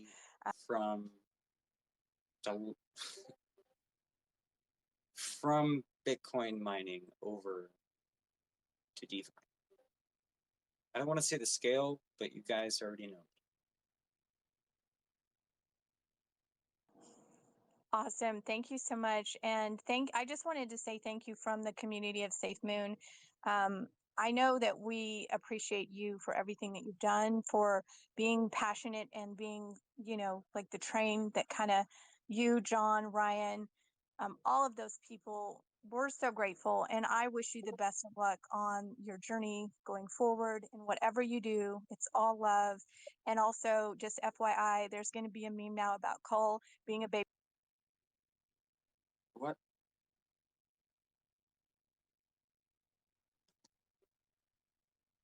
Hello?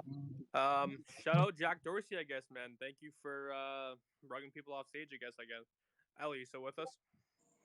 I'm still here. Did you hear any of that? Yeah. We heard the first 10 seconds you cut out towards the end of the sentence. Okay. I was just saying, I wanted to say thank you so much, Thomas, for everything you've done for the SafeMoon community. I really appreciate you personally for your passion, for everything that you do for DeFi, and for kind of being such a driving force for what SafeMoon has become. So maybe people haven't said that, but I know we appreciate it. We want to wish you luck in the future for whatever endeavors, DeFi, your destiny, just sending love. And also I did mention that Cole is now going to have a meme about being a babysitter. So good job and love you. Thanks for having us, guys. Have a great night. Thank you, Ellie.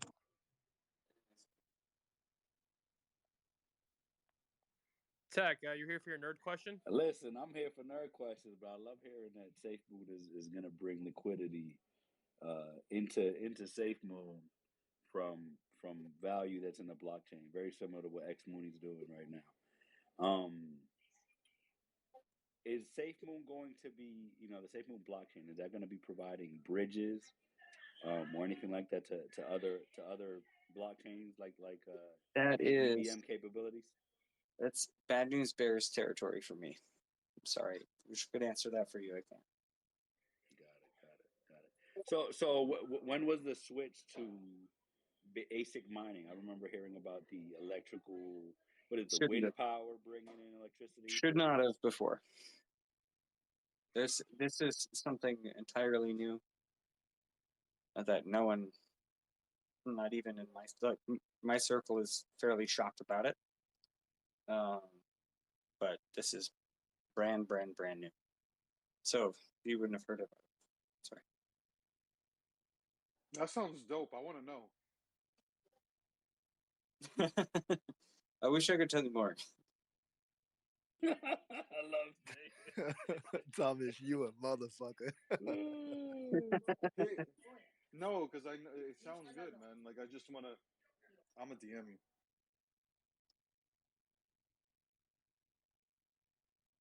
Thomas, guess whose birthday it is tomorrow? He's on the panel, and he's wearing a tiara. What? Please don't make it about me. Please don't make it about. I'm already getting harassed by a few. Is it your birthday tomorrow? Like nobody should have brought this up to me. It is. It is my birthday tomorrow. Yeah, I'm this is excited. damn this shit. You guys are all welcome. Listen, Dave, man. Dave, Thanksgiving, and I appreciate the holiday. Listen, Dave, man. You do a lot for this space, man. Not to take away from Thomas, but you do a lot from this space, man. Take your flowers when you get them, bro. You know that. Right now, I'm just sitting back and enjoying the community coming up and asking Thomas questions and hearing him answer. I'm really just sitting back, not even trying to talk, just trying to listen.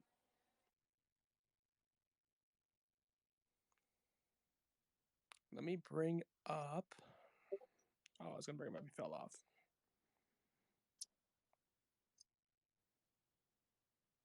Tech, go with another nerd question in the meantime. I'm gonna bring somebody else up. All right, I got more. Listen, I'm digging the whole concept of Bitcoin miners coming online and bringing value back. That's honestly, I feel like that's a concept that a lot of projects should bring on board, similar to what X Mooney's been doing and what we're gonna ramp up to. There's no denying that there's money leaking all over the place in crypto, and when a project can harness that and bring it back to its holders, that's a win for its holders, right? Originality, maybe not original, but that's neither here nor there. At the end of the day, you got to protect your holders, and if you figure out ways to bring value, that's a win. But It's not the most conservative thing in crypto. What was that? Is mining not the most conservative? Jeez. It's the most conservative thing. Like that's one thing that I've gotten a lot of flack for is, well, you could just take that money and invest it in Bitcoin, but at that point, it's not about that, right? Like one of the easiest ways and lowest risk ways is to accumulate, right? Every second of the day at every price point, and pair your token to Bitcoin so that if it ever hits hyperacceleration, you're along for the ride, right? That was one of my early suggestions. Was that create early pipes for the largest splashing in crypto that happens, such that splashing can occur in your direction. Because if you don't create the pipe with which people pay you, it will never happen. So, word of advice to anyone starting a project. I've written a white paper. Ethereum pair, BNB, not a bad idea. Stick to the Coinbase. Pairing up with those is obviously BNB is a powerhouse, right? It's a global token used by a global exchange, but there's things that outperform it, that routinely outperform it, and to latch onto that's getting more into really managing a liquidity pool the right way instead of having all your eggs in one basket. Yeah. Evan, what's going on, man? How you guys doing? Well, Good. yourself? So, first off, happy Thanksgiving to everybody. Hope everybody has a good holiday weekend. Everybody seems like it needs it. So, my question is for Papa, and I wanted to say thanks for everything you've done for SafeMoon. It's definitely changed my viewpoint on crypto as a whole. So, my question is, I know you can't go into specifics about the blockchain, but as in the great words of Gandalf from the Safe Moon community, will the blockchain make ZZ from Binance shit bricks?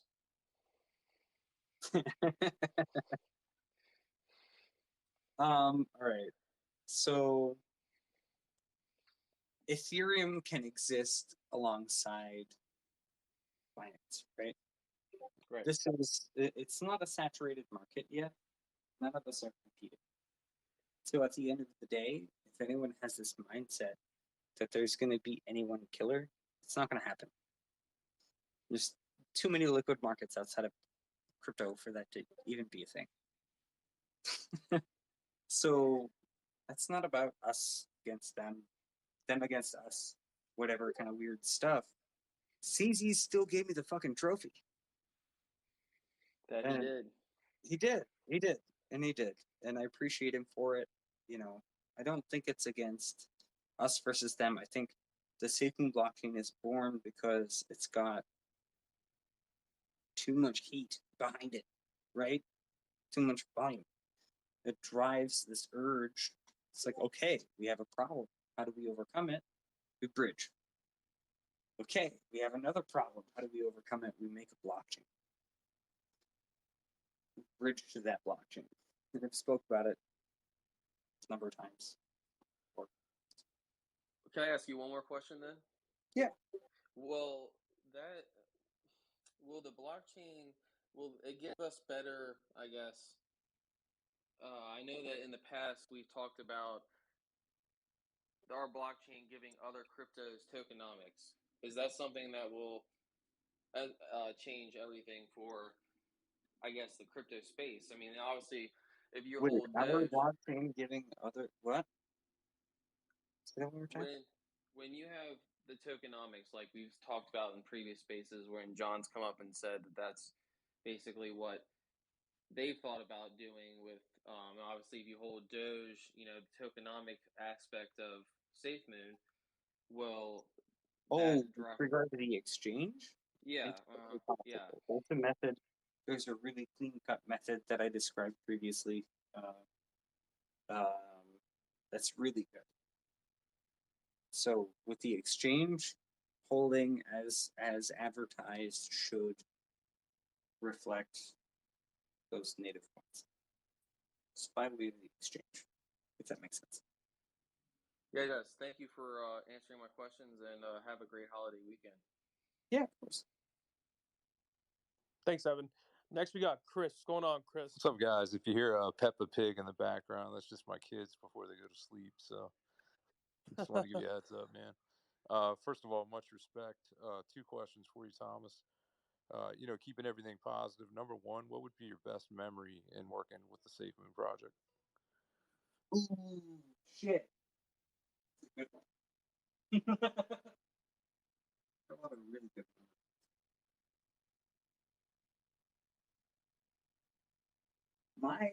All right, so it's a collection of the same thing, right? Every single time I dropped a boom emoji in main and topic discussion. When migrating V1 to V2 was some of the funnest shit ever. I'd start doing it, and the whole chat would explode that we're doing it. So that was awesome. My number two would be the AMAs, because I really do like getting up and talking about all that stuff. My second question for you would be, out of V2, the exchange, and the blockchain, if you had to rank them 1 through 3 in terms of most important to less important with the success of the project, how would you rank them? I mean, when you look in terms of longevity, nothing matters about the blockchain. If I was going to look at importance, everything else would be a 0. Got you, man. I appreciate the answer. And then the last thing, I know I was only going to ask 2. On a scale of 1 to 10, how big is this V2 migration in your eyes? It's one of the most important moves that SafeMoon does. And granted, I have no control over when it happens or how it happens now, right? It's not my thing. Sure, we understand. my speculation, and this is my first speculation, right? This is a cool moment. My speculation is that this is if the V2 migration happens before the blockchain is ready, it will be the most important thing that Signal does. Making sure that it's safe, sound, secure, whatever ideas pop off of my own. Awesome, man. I just want. But beyond that, the V2 migration can just simply happen as the blockchain launches. So. Yeah, I really appreciate your answers. I didn't mean to cut you off. Go ahead. No, it's okay. Anytime you want to come on, we have a show, Safe Moon After Dark, usually at 10 p.m. And anytime you want to come on, I just wanted to extend the invite, sir. I would like to give a shout out to the original After Darks that we had in the first 2 weeks. Those were very interesting. Sure. Thank you. So I'll stop by. That sounds great. Thank you for your time. Thanks, the community asked the question, do you think Safe Moon will ever turn off the reflections? That's totally up to them. I don't know, actually. It was always up for debate whether at a certain point, as anything would be in flux, right? As far as the mechanics that we can control at a certain time. So I don't know. I mean, they have the option. They could do it. They don't have to do it. I'm not gonna like guess as to whether that's a positive or a negative thing because I've truly never thought about that as being an option. But they have the ability to do it. So it's possible. It's just the truth of it. But I'm not saying that they would. It's up to them.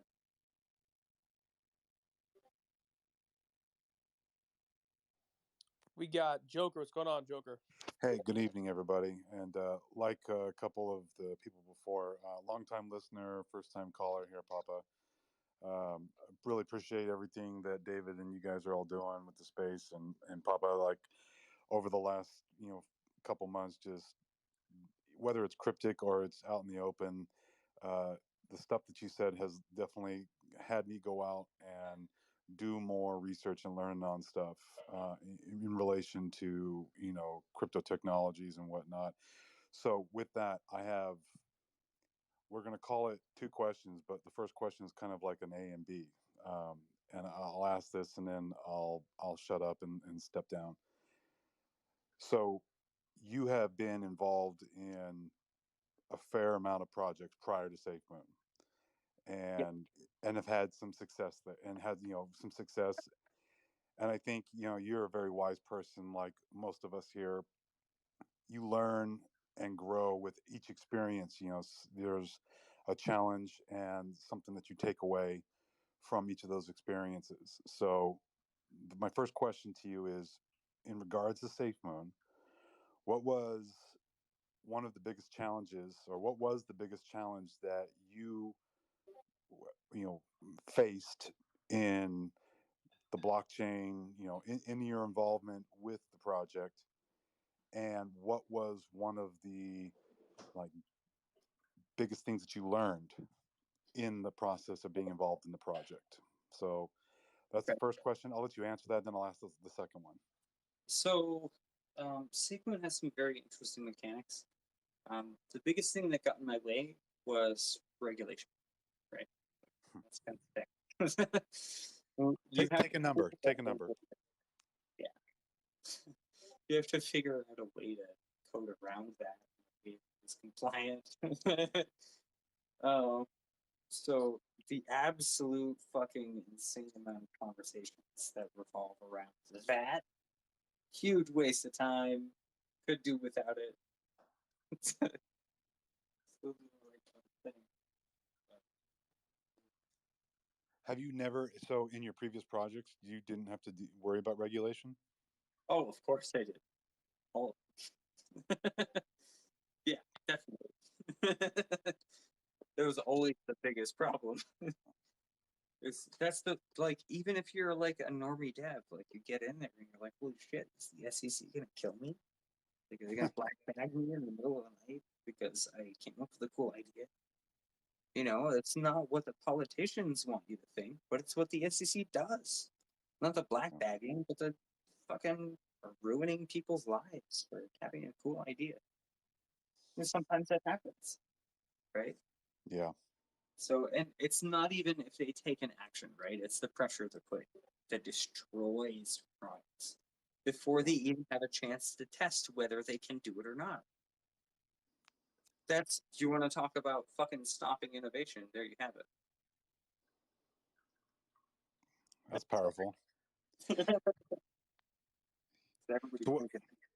So what about like, okay, so and then so there, that was your biggest challenge. What did you learn? What was the biggest thing that you learned in this whole thing? Learn how to deal with it.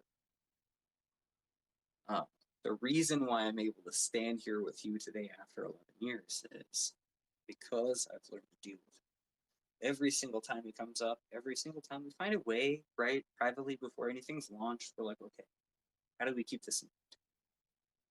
You know, these are the things that they're saying that we can't do. Let's not do those things. We have a full understanding of it. And it's weird how gray it is, despite any kind of guidance is going out. As soon as, like Gary Gensler, like credit to him that he understands, comes from crypto, stuff like that. So I have some hope there. But as soon as Gary's gone, and despite some stuff, like there are people that he's going after inside the space. It's understandable. It happens, right? But what I'm thinking here is, you know, this pressure is very negative. And as soon as Gary's gone, if he's replaced with anyone who doesn't understand this, that doesn't consider this part of the ecosystem, is finance. You know, it's not even just fintech, it's finance, right? If he's gone, then you have someone else who doesn't understand it, who isn't up to his level of understanding currently. Gotcha. Was there anything? The thing that I've learned, just to cut to it, is best faith efforts to stay within the guidances that are provided and following what they say you should try to do. Right? They're not killing good people. They've done bigger things. So. Okay. All right. So the last question, and this is more of kind of this is kind of a nerd question, but so in relation to NFTs, and when we start talking about, you know, the ideas that it's not just, it doesn't have to just be an image or, you know, art. Well, art from a written or drawing, you know, form, but it can be, you know, music. It can be a movie. It can be, you know, anything that is something that, you know, people put their, you know, blood, sweat, and tears into. I definitely see that, you know, that direction of how NFTs are evolving. Sure. With the idea that blockchain is going to be the backbone of how artists, for instance, music artists, for instance, can, you know, protect their, you know, their royalties and protect their you know, their work.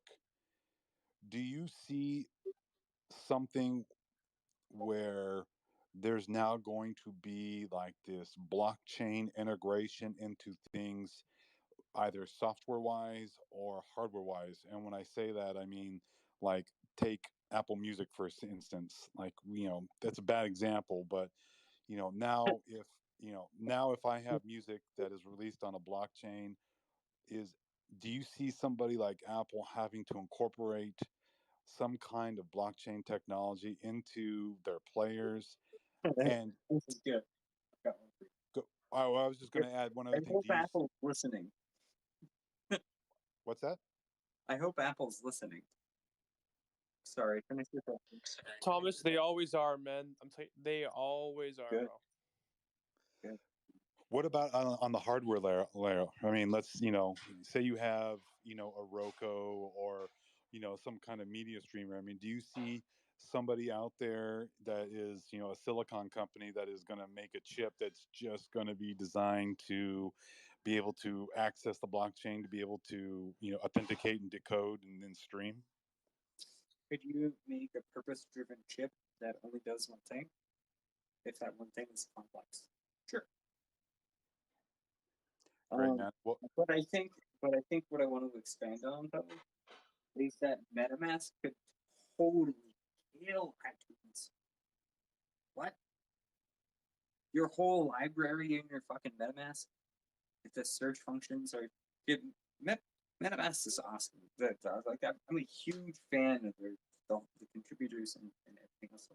Following along with this, like I looked at your videos. It's fucking awesome. So, MetaMask could replace iTunes with music NFTs, where that shit is yours. It's yours. Not Apple decides if it's yours.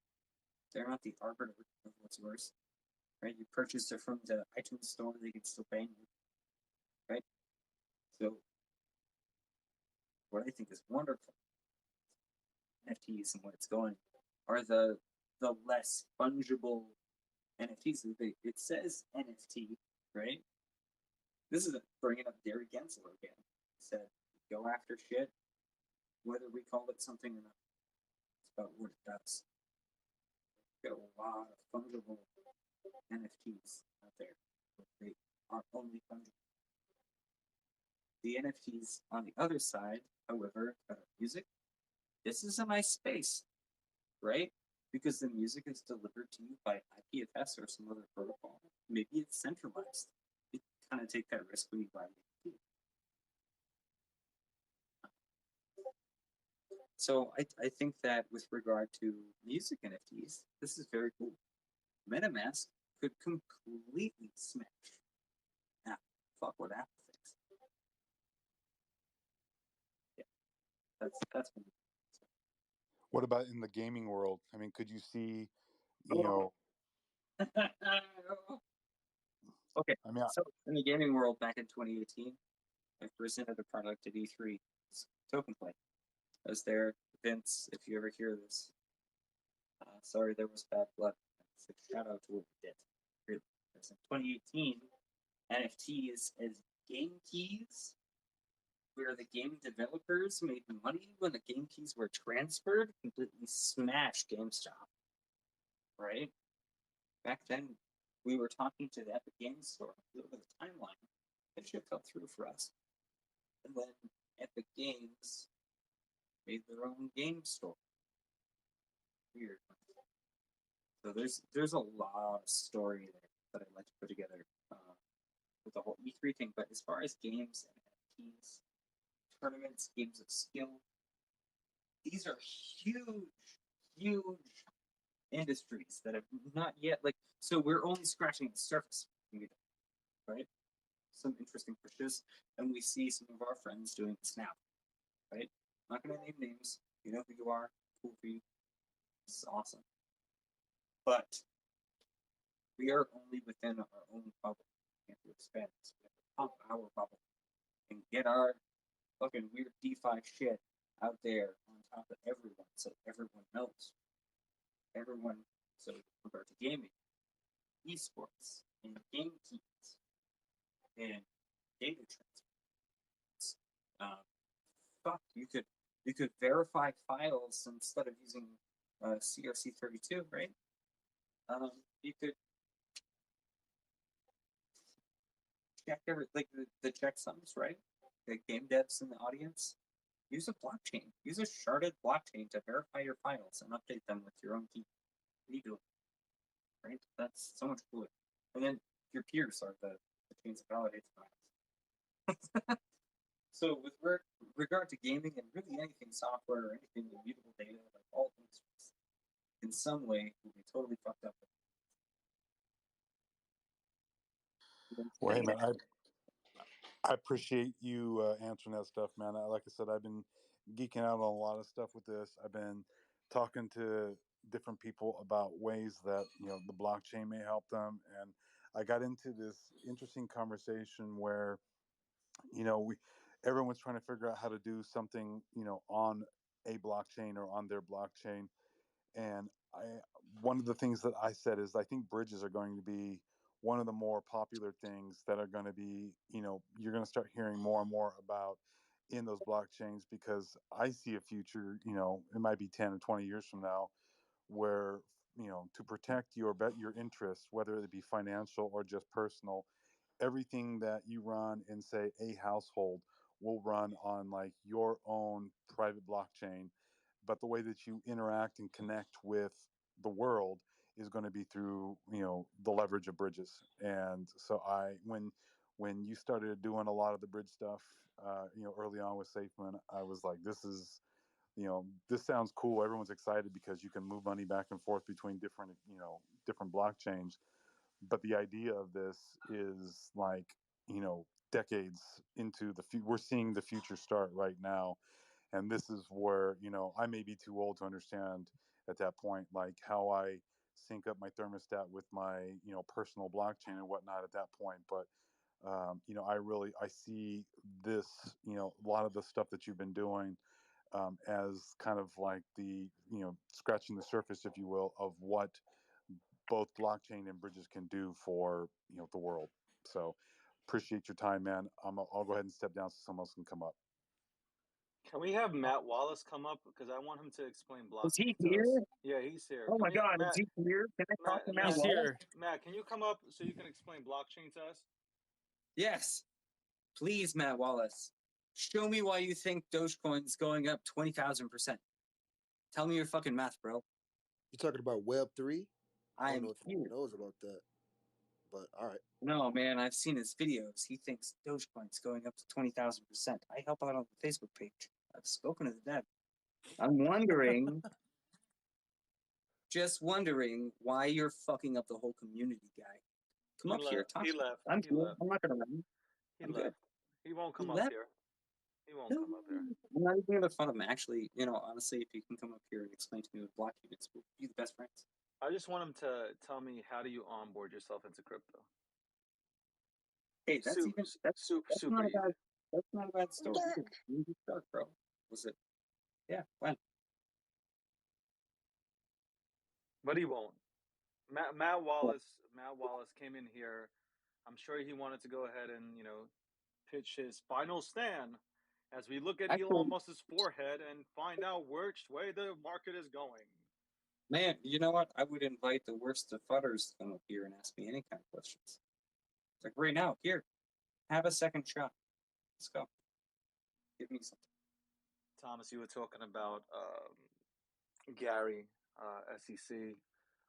Yeah. This. I keep Consciously saying this. optimistic. Sit back for a second though, right, and think about it. Like, as much as I love America, I'm an American citizen. To me, it doesn't revolve around the United States. Unfortunately, crypto No, is bigger. it's everywhere. Yeah, and it's weird how our own regulation kind of dictate what's going on with the rest of the world. Like, I openly invite the SEC, Gary, and everybody else to just give clean guidance. Tell the people who are running the projects what they can't do, period. Not some, maybe stuff, right? Can't do this, can do that. What are the realms of possibility, right? People don't want to get in trouble. Fuck that shit, right? And so far, all it's been is just guessing, right? Even XRP, one of, they are solid as fuck. What's going on there? I don't. Anyway, I shouldn't have done this. They need to adapt to it. Period. Said and done. Adapt. Stop putting in these crazy ass regulations, taxing people, I don't know if it's still in there, but you wanted to tax coders, like people that develop what? Like they have nothing to do with anything. They pulled that out. They did pull that one out. But that was ridiculous. Like, let's just throw everything at this. We don't know any. like you said about Ted Cruz, like they don't know anything about any. Like Ted Cruz stood up there and goes, "There are not 5 people in this room that can go ahead and explain to me what blockchain technology is." He's one of the 5 that can't explain it either. They're all weird. But they all admit they don't know anything. Bring people from this space who've been here forever. Bring people to the table. Let us explain what this space is all about. Stop with these regulations. Like, if you're going to put in regulations, make them crypto friendly. Allow our innovators to build here and continue to build. Let us have it stay here. And if it's a money game That for was a them, good. if it's a money game for them, define it clearly, right? Otherwise, don't do it at all. They want to protect. It's the guise of protecting investors. If you've found out how to buy something, you're fairly well informed. If you've purchased something that is fucking stupid, man, if you bought Squid Game, that's on you. That's the funny. fucking punishment. And the worst part is some of us still made money off of that stupid thing. Jesus. Thomas, you said that, and half this panel got into it. We didn't get. Listen. Sorry, guys. Oh no, Thomas, trust me. We all said the same thing. Like we literally we get together and we said, "This is stupid. We're investing in it because we know it's stupid, and that someone is going to be dumber than us to invest in it." That was literally the conversation we had. Had to. People do it anyway, right? Yeah. People do it. It's a race, right? You're racing them to pull liquidity at that point, because when you've co-opted a brand, you've stolen from this organization that you're buying into is clearly stolen from Thomas, it got even worse though. It got even worse. The Squid Game contract got even worse. So even after they like pulled all the liquidity out, somebody kept putting money into that stupid thing. Oh no. And we were watching, we were like, are you fucking serious? People keep putting money in this. I haven't been watching that at all. I just saw this shit play out, and I was like, "Oh, it's Squid Game. The Squid Game token. Red flag. Netflix is going to sue them. Netflix going to go sue them, and they broke it." Yeah, but Yo, it as is what it as is. soon as I saw people trying to invest in it, I was like, "Yo, this shit is straight up trash. Like straight up trash, man." And like all those fake ass team members that they put up there, Netflix and all, man. Like they made it seem like big time players were in it, man. That sucked, man. But like, not to give them airtime. Who else is ready to go ahead and talk to Thomas? I know there's we have like 31 requests. I don't know, Thomas. You got time for all this? Not everything, but okay, a little more. Yeah. I brought up Safe Moon. What's his at? Jared, what's going on? Jared Dunn. Hey, thank you so much for bringing me up. And Thomas, I just want to say thank you so much for your contribution and all you've done for Safe Moon. And over the past couple days, watching these idiots say stupid things, I just, someone who's been around small and large organizations for 20 years doing executive coaching and consulting and strategic planning, I saw it for what it was. And your contribution has been invaluable. And thank you. I just want to thank you because I came into crypto 4 years ago, had an opportunity to get in, couldn't understand it, didn't do it. And my buddy made over $1 million. And so back in April, after burning out, I was like, okay, you know what? I got some time. I'm gonna learn about crypto. And I jumped in, didn't know what I didn't know, but I happened to come across SafeMoon, and I heard you early on. And when I did that, I just knew there was something unique and different about this. And I used my filtering of executive coaching and consulting, and right away, SafeMoon stood out amongst everyone. And that being said, I just want to thank you, first of all, before I ask my question, for your inspiration in my life. You have really helped me, SafeMoon and you have become a North Star in my life. And that's not an exaggeration. At a time of burning out and trying to figure out at age 49 what's next, It really turned my life around, even to the point my family, my daughter's like, seriously, Dad, more Safe Moon, and I'm like, anybody I can talk to about Safe Moon, I do. And so, with that being said, just two questions. Um, what are the absolute critical strategic performance drivers that are going to set SafeMoon apart from all the other coins, in your opinion, in the next 3 to 5 years, that are going to put us in front of the pack? Okay, that's a really good one. So I'd have to say, kind of in line with what I was saying before, that I saw that SafeMoon could be the ABC of tokens, right? Of DeFi. It's services tech. One of the drivers behind lots and lots and lots of projects concurrently is project management. I'd be looking to Ryan right now. Ryan's going to be your guy. He is that funnel that's the global head of product. He's managing the project managers for the sub teams. Right? He ensures that QA went through to the best of what the community wants and what Dave was saying earlier. Like, just that.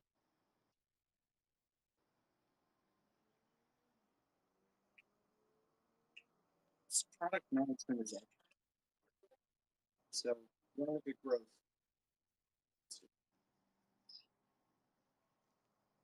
Central point, but central point of success. Same time. Wow. Yeah. Yep. So I had to think about it for a second.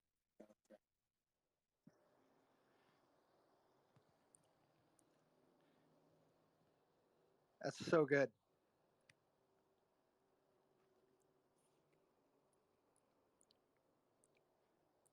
Can you hear me? Mm-hmm. Yeah. Okay, cool. Hey, and last question, kind of, talking about SafeMoon, but really with you, what are the big, crazy, and scary questions you're personally asking yourself that can actually transform SafeMoon, but especially the crypto space in the next 3 to 5 years? The questions that we're not asking that will make our heads spin. Do you want me to fuck you up right now? Yeah, absolutely. That's why I ask. What does everyone want that no one has? That's the question. What does everyone want that nobody has? It's the first question I ask in any education meeting about any kind of topic between subsets of the things that we work on. What's everyone want that nobody has? All the way from top level through marketing, actually coding this thing, and mental exercise that I put myself through. So, is there a question that nobody's asking? No. Is there a 1,000 million, an infinite amount of answers to this? I think so.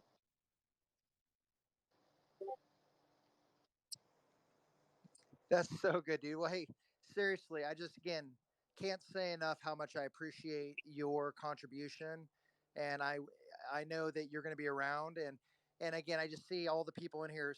The SafeMoon community has been instrumental in my transformation. I mean, just seeing RJ Ardonis, SafeMoon Joe, you, SafeMoon Tim, all these guys have been absolutely my go-to. So everybody on here, thank you so much, and I wish you a very happy Thanksgiving.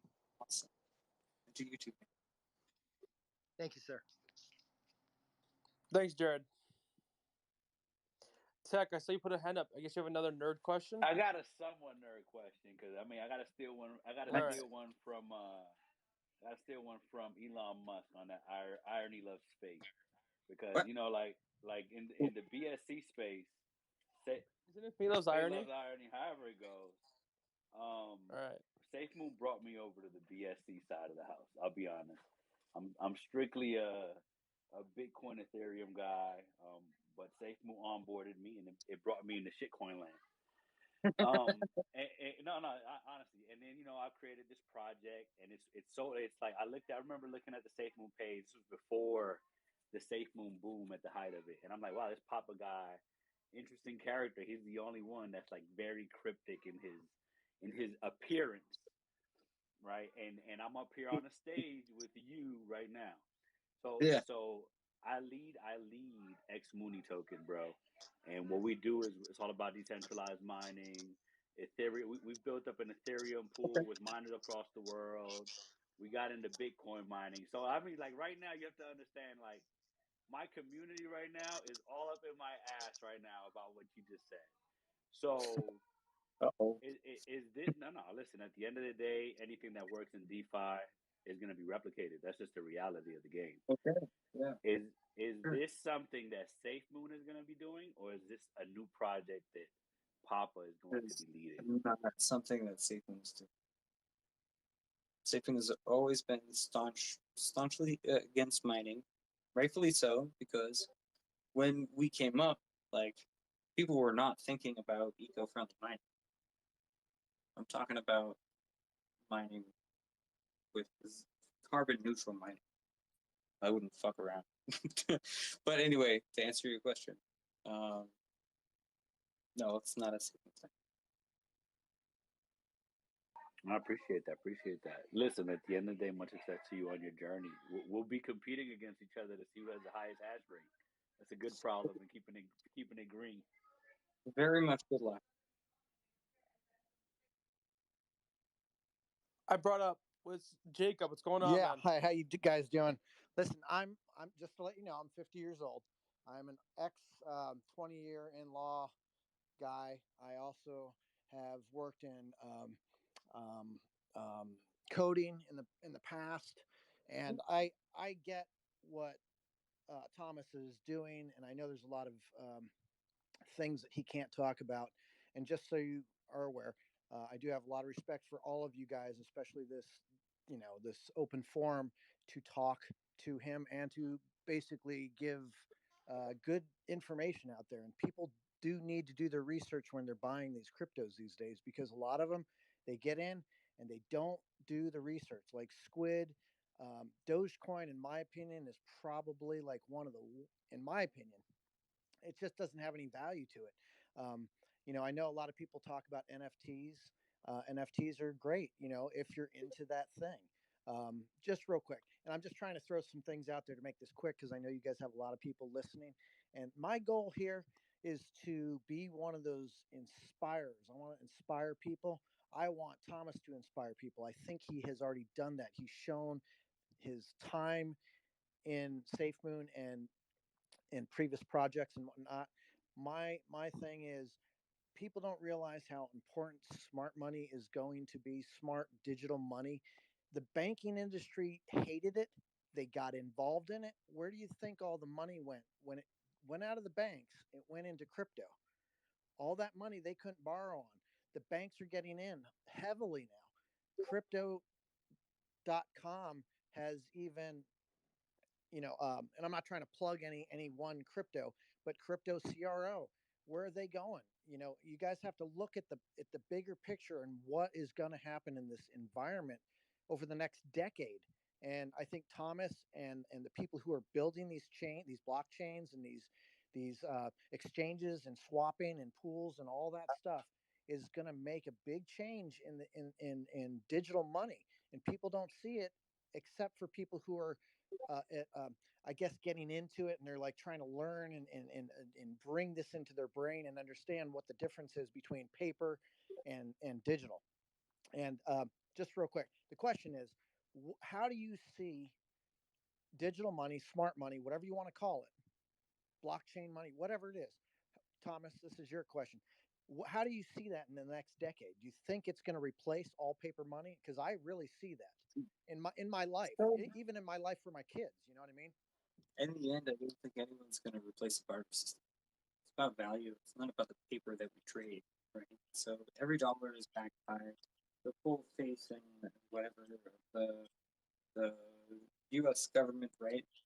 U.S. dollar, for example. And the biggest argument I get back is because they have the guns.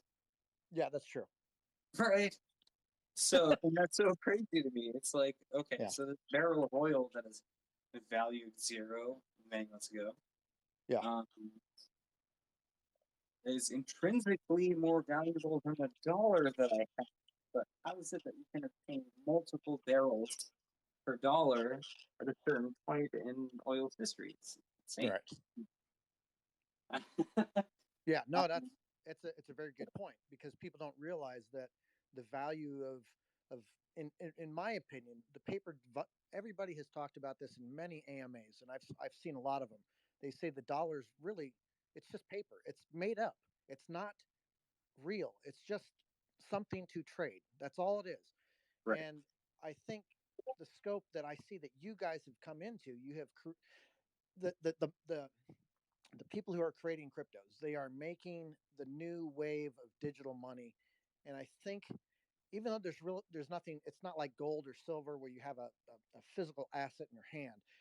What the I think the bigger picture that I'm seeing is the value becomes whatever it's made in the scope of SafeMoon, for instance. And even though it's 0.00003 or 4, whatever it is right at the moment, my point is, as that value increases, its value goes up. As you guys, have a burn rate, someone buys, a certain percentage gets burned and a certain percentage goes back to the shareholders. In my opinion, that's excellent. A lot of the other coins like Dogecoin and Bitcoin, they don't have a burn rate. So their value is based on how much people put into it. So the value is going to be whatever it is. Bitcoin, of course, is like saying to me, Dow. You know, I go to Ethereum, I look at that. It looks like Nasdaq. Then you look at XRP, for instance, and it's, yeah, they got caught, they got in trouble, they're paying for it. But in the end, are they going to come out ahead and on top of? And people have to look at that and I would and argue, I and mean, see just those on things. XRP, despite my reservations against them, I wouldn't say, oh, they got caught. They're paying for it. Right. You know, Right. Well, they you know what I did mean. that- They they they did they what got they in were going trouble. to Let's do. just put it that way. It's like there was no guidance as to whether what they were doing was right or wrong. Well, right. And the regulations, you were talking about that earlier. The panel, you guys were saying, yeah, they need to make more eco-friendly regulations. That's how do you do that when it's a brand new industry? It's barely hit the surface. Money's been around for thousands of years, but digital currencies have not. So it's a new thing. So they have to figure all this out. And how do you figure that out? You either listen, who wants to have a rug pull and lose $10,000 or $5,000? No one. Nobody. So that's why you put regulations in. And I get that. I've worked in that field. I know a lot about what you're talking about. And there's security things that you can't talk about, especially when you sign NDAs and whatnot. People don't realize how important, there's things that you can't talk about ever because I'd you love to sign. be transparent about everything. Yeah. They can't. Yeah. No, I know. And then they get in trouble, just like the Snowdens, when they bail. You can't do that. You have to be able to, get past all that and then do it in the future. But my point is, like I said, I think the question is, what do you think in terms of smart money in the future? Do you think that that's going to be the wave of a cashless society in general in the United States and abroad? Would have to be, right? This is programmable money. I Yeah. think I ranted a little bit about this at my last major thing with David. Yeah. Where I got you. yeah. So Fuck fiat. with programmable money, you can give it mechanics. This is a direct upgrade on paper. And the people who had tablets talk shit about, and we have tablets that we're talking shit about the movement to paper. Yeah. So we have videos of people now talking shit about the progression to the internet. It's all over the internet. Yeah. Al Gore invented it, and it's a series of tubes, right? Yep. That's Correct. what they tell us. Abe Lincoln said, "Believe everything you read on the internet." Yeah, I think that's the premise behind all of this, but Yeah. and it's just getting started in the United States in terms of using, like Bitcoin and Ethereum and let's see, what's the other one? Bitcoin Cash and Litecoin, especially like on PayPal. You can use that as currency now on certain transactions. Not all transactions, but it's getting there. It's going to take time to get to the level, that everybody's expecting in the next 2 to 5 years. And that's our growth time. It's like the dot-com boom, that started with Bitcoin. Even though Bitcoin was the only one, really, now there's a bunch of them. Now there's everything from altcoins to meme coins to whatever. But when they filter out and you have all the top 10 or whatever, and they've all, like explained earlier, about exchanging and swapping, that's going to be huge, because people are going to be like, hey, I can swap my Bitcoin for this, and it's going to be faster for people and more expensive, instead of paying transaction fees for everything. You know what I mean? Even though it's smaller, it's not like 10%. So you're going to save money. And that's where I see this going. But anyways, again, listen, I wanted to say thank you. But I also just wanted to get that question out there, because people aren't asking that one. They're not bringing that up, and people don't realize that it's going to change. It's going to change everything. So. Yes. Yes. And thank you, David, co-host, everybody else, for letting me talk. I know there's probably some other questions that are going to be more important than mine, but I wanted to ask that because I thought that would be a very good question initially, so people understand, especially all the Safe Moon Army, because everybody on here is listening. I'm listening too, just like you guys are. Thank you very much. Thank you, Jacob. We appreciate you, man. Thomas, how many more would you like to do? It's entirely up to you, man. You're the vocal point. Just a few more. I mean, it's getting late. We'll say 3. We'll cap it off at 3. Let's do 3 more. Okay, perfect. I'll bring up 3 more people. Guys, thank you for your patience. It's definitely appreciated. This was a full-out marathon, though. This was crazy, Thomas. I mean, I got to give it to you, brother. You've been doing it. Glad.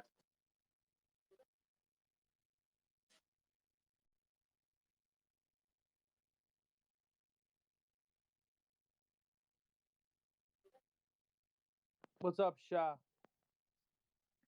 Hey, how y'all doing? Can you hear me? You're good, man. What's going on? Just first, I want to say thank you for bringing me up, because I'm not gonna lie, I'll expose myself. I was harassing him to pull me up.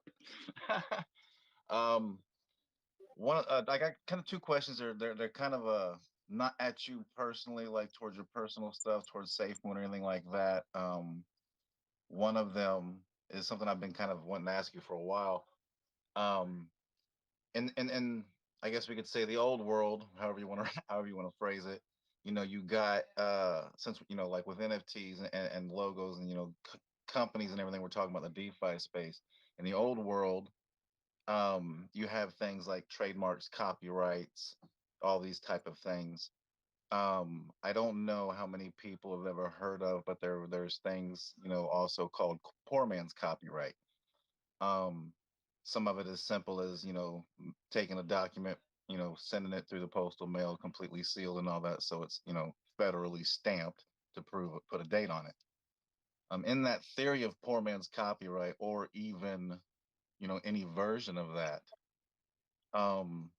with the way the NFTs and people's art, people's designs, music, and all this different stuff that's coming out, and not knowing personally how people are doing what they're doing to basically, in the same token, I guess you could say, cover their creativity.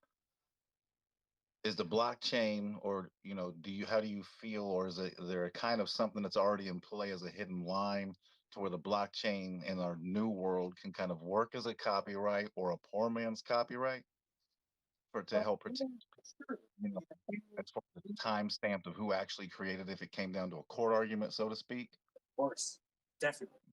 Right. So if you look at the recording industry itself, you have a lot of files being shared around. I've got a little insight into the recording industry.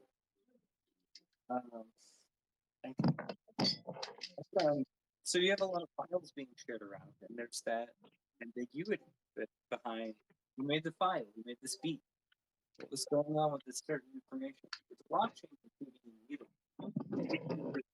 so you have to declare these things within your NFTs, like the ownership and everything else. And this is already being done. A lot of people are using IPFS.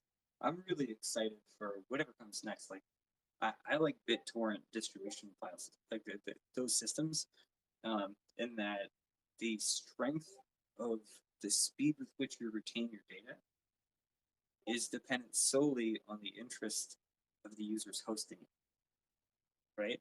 And in that way, it creates this whole game, this game theory where the importance or the availability of something, incentivizes the developers to create something that's worth hosting, right?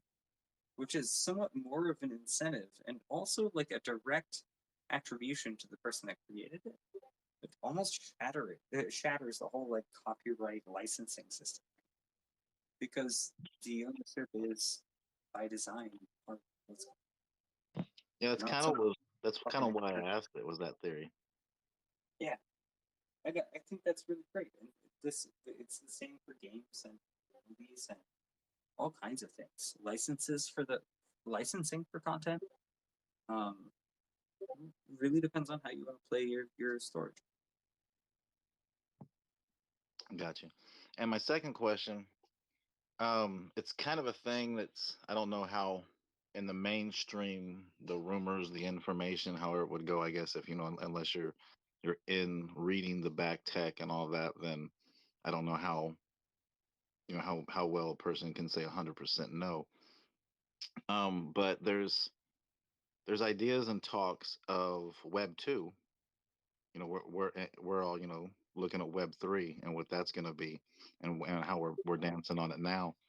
But there's back talks of Web 2 having like a however you want to word it, a corrosion effect in the data, and basically kind of what it does, like the way that it's designed and kind of looping around itself, if you will. I'm not a big tech head, so I might be using the wrong terms, but you know that it's kind of causing it, basically in short term, it's kind of causing itself to collapse, or at some point in time it can be a major issue with Web 2. What is your thoughts on that, if you've heard of that, and if you have, what are your thoughts on that? Yeah, that's heard of that a bunch over the years. So there was a courthouse, and I can't remember where. I'm sure someone will tweet this, like the actual location of it. But there was a courthouse that stored case data on USB flash sticks, and those flash sticks are susceptible to binary degradation over time. And there was a leak also. So not only were these things aged, but there was a water damage, right? With a blockchain, you have immediate offsite storage of data. Instead of having to do this physically, it's immediate. If you have other nodes that will support this thing, it's all situation. But the problem with centralized systems, and in a lot of cases, people will say, if you have users, why don't you just use a database? What I would suggest is, like, honestly, if you need immutable data storage, you need it to persist, blockchain is good for you. And it may not even need to be a blockchain. Like internally, it could be a DAG. GitHub is a DAG. IOTA is a DAG. So neat stuff like that. So with regard to centralized systems have centralized problems. They are the central point of failure. It's where things go wrong. So if you mitigate that by having multiple peers that share the same data, you don't have a centralized point of failure.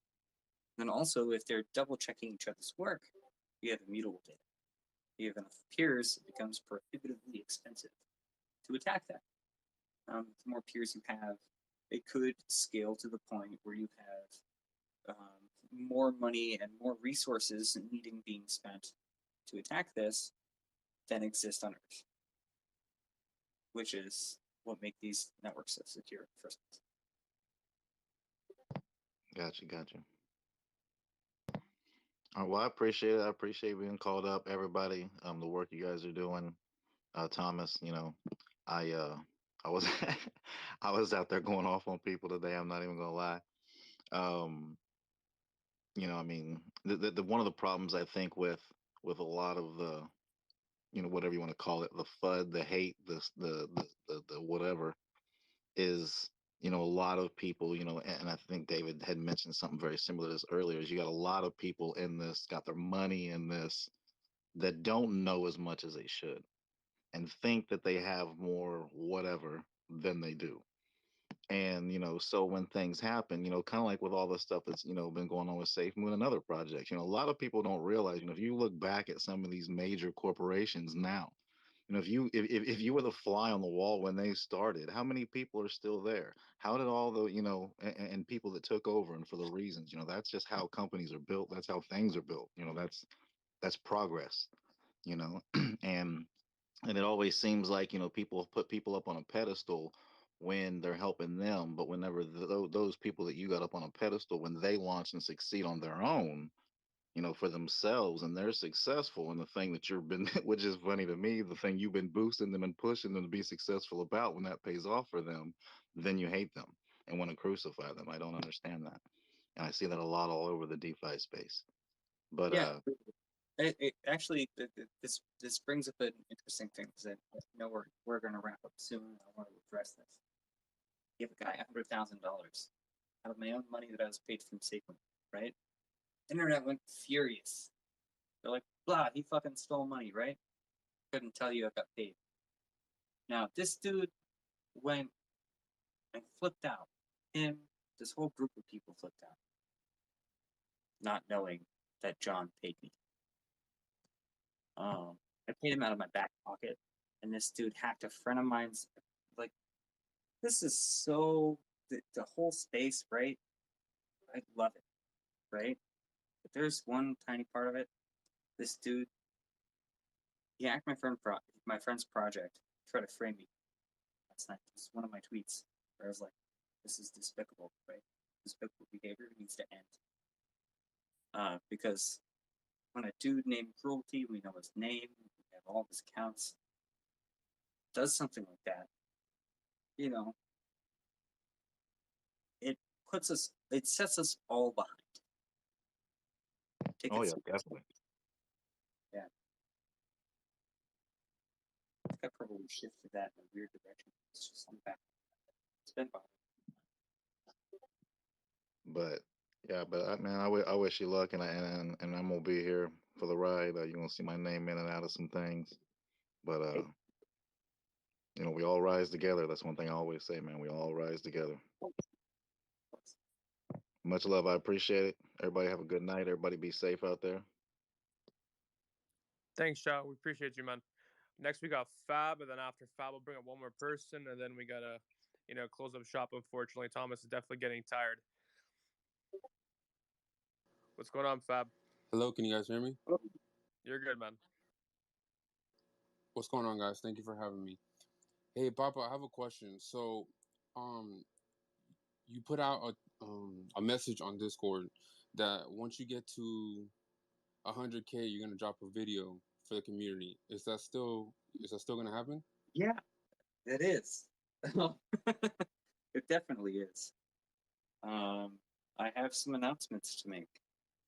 I mean, day to day, it's there are things that I want to add to this. So, yeah, but I've got a video. So here's the thing about it: I don't have it prepared before the 100K happens. So I'm going to start making that video as soon as it happens. That's awesome. Thank you. I appreciate it that you're gonna make that video. And then my next question is, are you gonna be featured on a song with Lou the writer? Yeah, it's already happened. He did a teaser. That's awesome. I'm sure we can't wait to hear that. That song. It's gonna be good. All right, well, that's pretty much it. Thank you guys, and almost more than 3 hours on on this space. Thank you for what you did for the community, Papa. I know you're gonna be around. Thank you for having me, and best of luck. Thanks, Fab. Appreciate you, man. We bring up one more person, and then Thomas has got to run, and we're gonna close up shop. Dave, you want to pick it? Being the birthday boy in 2 hours. I know you hate that, but it is what it is. let's see, because a lot of the people I don't see in here, man. So let's see who I see in here. All right, all right. Okay. See a female, a woman. Excuse me. We say female in New York, so don't get offended. I think that's a global thing. I'm just. No, because when you say it's like, oh, I'm not going to get into it. Yeah, we're not doing it. We're not doing it. Anything I say will and can be held against me. So, Amber, what's going on? Hey guys, how are you? Good. Oh, Haven't spoken to a bunch of you in quite a long time. So here's my thing. So I am building out something that's specially for crypto NFT blockchain. And I had the privilege to speak to the CEO of a couple of the different wallets, and they're super interested in the platform. So my question is if you had a place to go where it was just solely focused on your NFTs, almost as an online art gallery, where you could go ahead and bid and show off what you're doing, and it would all be in one space, would that be something that would interest you? I mean, fundamentally, yes. But what I have right now is inside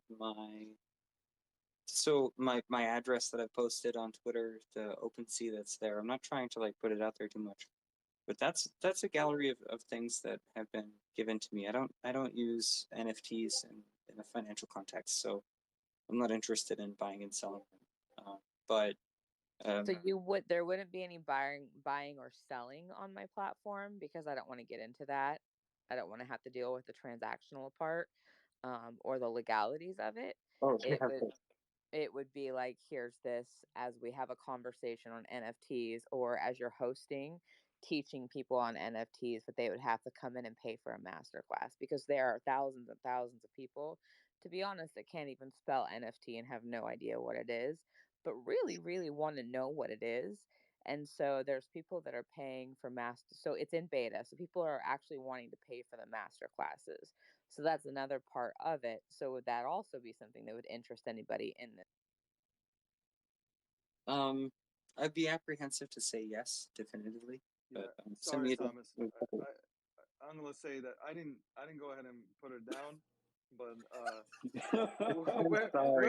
we're having we're having a different space here, man. So, Thomas, would you want to give me $100 for my idea, bro? Take that shit down from up top. Too. I got an idea, bro. $100, bro. This is not to put down the idea there, I guess. But David's right. This is not the right place for that. Dave, one last person. Make this one count, man. I like the last one. I can't stand when they come up here shilling shit. What a horrible pick. Just so you guys know, Dom does do a shilling space once or twice a week when he doesn't fall asleep on the phone. But he does do them, so there's definitely time and place for that. Right. Just an FYI. I'm just saying we could disrupt Dragon's Den, you and me, David. Just get a panel and have a space. Thomas, you should come to one of those shilling events. I think you like it. We need to make we got to get Thomas on the panel to like vote on the projects, like, and hear what he has to say. This could be a TV show. You know what, Andrew? Just pick it. Just Thomas, pick David's it. got Go ahead. Just pick it, man. Because I can't see. Are you shit. Sure? It's like I only see like. Yeah, I'm gonna pick another woman, female, before I get killed. Here, we'll do this one. The Money Mom. I'm over here left, like I can't believe, like she really slid in here so smooth. Hey guys. Hey, Money Mom. Hey, how's it going? So I just Good. I'm glad you're a woman. I'm glad I'm a woman as well. And a mom.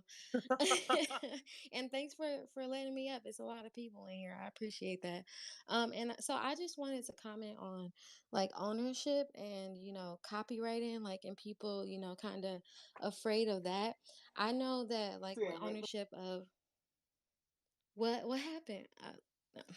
anyways, I know that with ownership of NFTs and digital assets, when you basically when you mint them, that's kind of a way to copyright them in a sense, because it's going on the ledger and it can't be tampered with or anything like that. And then you creating the thing, like initially is you create an intellectual property and then thus turned into a digital asset. So I just wanted to add that, like, I kind of came in on the end of it, but like that's my understanding of it.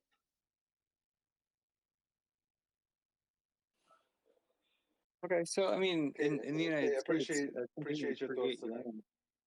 Sorry, something Thomas. Like, NFTs. I'm gonna bring up one more person NFTs from the are Save Moon community for you, because Oh, you lagged out. yeah, One of you guys yeah, lagged out. I don't know what's happening tonight. Let's see. Let's pick. They see Tom and think it's a show I'm space. just like, oh my god. Fuck, I'm being known as the show. I'm confused. Okay, hold on. No, Tom, I'm sorry, man. Thomas, Dom does a show space every week, and people like see his name and they affiliate it with Shilling Spaces, so they're coming up here to show. Oh, okay. Safe Moon or Cryptic King. That's all I see right now. I'm like, yo, I'm blind here in Twitter Spaces. Yeah, I'm here. What's going Thanks on? so much for letting me talk. Hey, I'm doing good leading up to Thanksgiving, so can't complain too much. But hey, I just wanted to say, first off, Thomas, you've been a personal inspiration to me. I got into coding and programming and whatever a long while back, a few years ago. Excuse me. And since I started becoming part of the Safe Moon community and learning more about you and your backstory and getting into that kind of thing, kind of reinvigorated that fire in me to start pursuing that again. But relating to that, and I know that it's a little off topic from where the conversation was going, I was wondering if you or really anybody else here had any suggestions for how to get into Solidity programming or anything relating to blockchain and how to really start. okay. So what I usually tell people is not what they want to hear. You have to do it the hard way. There's documentation for every single one of these pieces of the stack that you know about. So I would start with looking at the docs for those pieces of the stack. There's a getting started section, and that will be far more valuable to you than any Udemy course. Just take it seriously, right? And when it comes down to like learning programming languages, the reason why I have so many is it's all methodology, right? Like I'm better with some than I am with others, but I've made projects and all of these things that people have discovered because I just write snippets of code. When I'm going through the documentation, I'll write snippets of code for myself so that I can understand what's happening. And then when I'm done, I'll try to find a way to do a tiny project that I don't release. It's just something for me so I can understand what's going on. I'll do that with anything, right? It's just a way to become like, I call myself an autodidact, right? It's a person who can learn things for themselves. Learning how to learn is one of the most important things you'll ever do. It's how you can learn how to not need a college or a high school or really anyone to tell you how to learn something, because all of the world's information is available to you right now. If you're here in the spaces, you've got a phone, you can make a Google, right? So where to start? In the getting started, the 1.1 of any docs. It's the most important place and a good start. And then just do it. Commit yourself to it because it's for you, right? It's not for making money. It's not for lifting up other people. It's a very selfish endeavor. But you do it for you so that you can lift up other people. And that's the most important thing. So I hope that helps. Yeah, no, that makes total sense. Thanks so much for having me up here and answering my question, but really appreciate you and all that you do. Thank you. Well, the love was spread for the last 3.5 hours, probably. And Oh wow. yeah, we went long. I think. Wait, hold on. 4 hours, right? Six? No, actually, almost coming on to Dave, didn't we start 6:30. at Yeah. 6:30? Whoa. That was fine. Okay. It's been a while. Again, I'm gonna repeat it. I appreciate that you came on here um, to go ahead and do the one-on-one interview. Since leaving Safe Moon, you really didn't leave, but you left. But you know they need your help. Obviously, Cliff Notes. You know Thomas will be there to help. Am I right on that, Thomas? I didn't get that wrong, right? Yeah. Somebody needed your. Yeah. But you know, Confirmed. I'm here. most of the questions came from the community, and most of the community got to come up here and you know ask Thomas a question. So I think it was super productive. Thomas, obviously, I think you're super skilled, and listen, you're an asset to any protocol you go to. So I just wish you good luck and good health. Biggest one is good health. You devs work so long and so many hours that mentally, I know it's tiring. So, but you know, I just again, I wish you good health, man. You're a good guy. I get to talk to you away from these spaces, and that's all I get. The vibe is real chill. So I appreciate you. Thanks, dude. Yo, Papa, I appreciate you too, man. Give me a follow. I'll help you out someday or something like that. You just helped X Mooney, bro. Thirsty ass. Listen, Thirsty he just ass. put Mooney for you Fanboy. right now, bro. Thirsty ass. Fanboy. Thirsty Hey, I ass. did it. I did it though. Yo, you definitely did that. I appreciate that, brother. Listen, good luck on your journey. You got a lot going for you. You know, you're a crypto star. That's the reality of it. People flock wherever you're gonna go. But let's chop it up one day. You can hit me up, bro. We talk it out. Okay. Yeah. I'm down. I think Thomas, somebody like you can't be stuck to one project.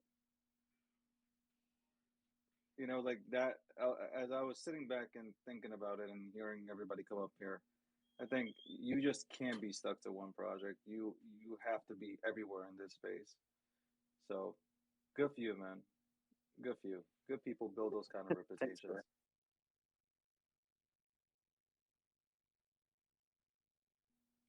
You want to end it, Andrew, with your music? Dave, this No, is your you. show I tonight. mean, It's your I'm show not tonight, man. controlling G Media or anything like that. So, you can go ahead and put on. Thomas, you got a favorite song? Put on Sinatra for him. Okay. I guess. That works. Laptop's I downstairs. did it my way. Dave, that Dom, was can you the sing song. it? My That was laptop's the song. I downstairs. did it my way. Somebody put on. Yeah, you got to answer, or you can't afford Spotify. Which one is it? I can't afford Spotify. Well, Thomas Dave doesn't did pick me up. did it his way, so we appreciate that, and hopefully, Thomas, I can get you on the podcast for G Media, and we can go ahead and just talk for an hour about just random stuff about crypto, blockchain, and just lifestyle. Hey, yeah, that sounds awesome. I mean, I have a bad habit of keeping. I'll keep going until other people. Yeah, until it gets weird. I'm with you. I have the same habit. But yep. Let's go. Thomas, is there anything you'd like to say to the public before I play my Sinatra or before Dom sings it? One of the two, whichever happened first. All right. Is there anything I'd like to say to the public? I'm glad to be part of the community for the first time. You know, when I joined, I was already in this position of authority, right? Now that I don't have it, I'm with you guys. And I can share ideas, and I'm very much looking forward to that. And I hope that you guys learn more too, and you share your ideas with others. If we're going to be in this for anything, I think that it should be for adoption. You know, Andreas is right. Just Andreas is right. Adoption is the key to everything that we do. So, anyway, that's it. Hold on, one more cat. One more cat wants to come. This guy, they started a room that, you know, I was a really bad boy tonight. Let me just bring this guy, one guy up, Thomas. I'm sorry, I know it's making you. What are you in timeout, Dave? No, Hey, they I've been having started. my hand up for like 2 hours. They started a whole room about me, like 90 deep, bro. So go ahead, you got. You guys know it's birthday Were they tomorrow, right? Can you crying guys or be nice, what? please? They were saying that I was asking mean questions, but like I was asking all the questions I was asking were from the community. I don't know, like you can't win. You just can't win, but it's okay. Man, I'm so excited. Listen, my last name is Zerker. It starts with ZU, so I'm always last. I'm used to it. Thomas, I won't keep you, man. Listen, SafeMoon is the first crypto I ever invested in. I continue to invest in it. I just had one quick question, and I think I kind of want to take a note on this because I know you're the mastermind behind it. When you said 3,000 transactions per second, or maybe it was simultaneous, I won't even go. I don't want you to go into detail, but I want to ask you this: where would you rate it in terms of if everything gets the I's get dotted and the T's get crossed? Where would you put if everything goes as planned? Is this going to be like? Are you hopeful that this is one of the best blockchains out there? I mean, Okay, so I hate to break it to you. This is something that I also addressed at least a dozen times, but I'll do it again because it makes a lot of sense. So when I brought up 3,000 transactions, I said simultaneous, right? But it was 3,000 simultaneous transactions on an exchange, not the blockchain. Okay, that makes sense. And are you still now that you're a community member for us community members? Do you still see us happy as fuck in the next 2 to 3 years? Yep. Actually, just as I was saying before, if you don't work every single day, if every single one of your moves is not a winning move, it's a losing one, right? In 5 years, if you hadn't had enough winning moves by dodging losing moves, you're not going to be happy as fuck. But in 5 years, you'll be proud of your progress, no matter.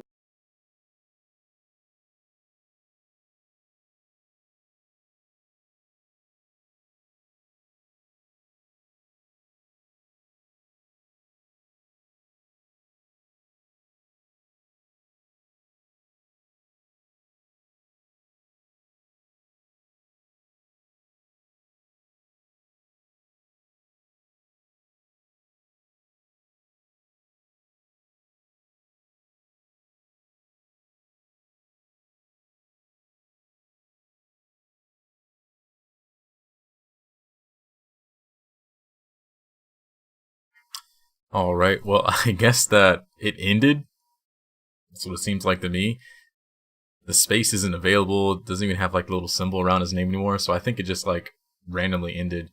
But I appreciate you guys all hanging out. Thanks for listening. There's a lot of information there that he kind of gave out and some really interesting things he said in the beginning.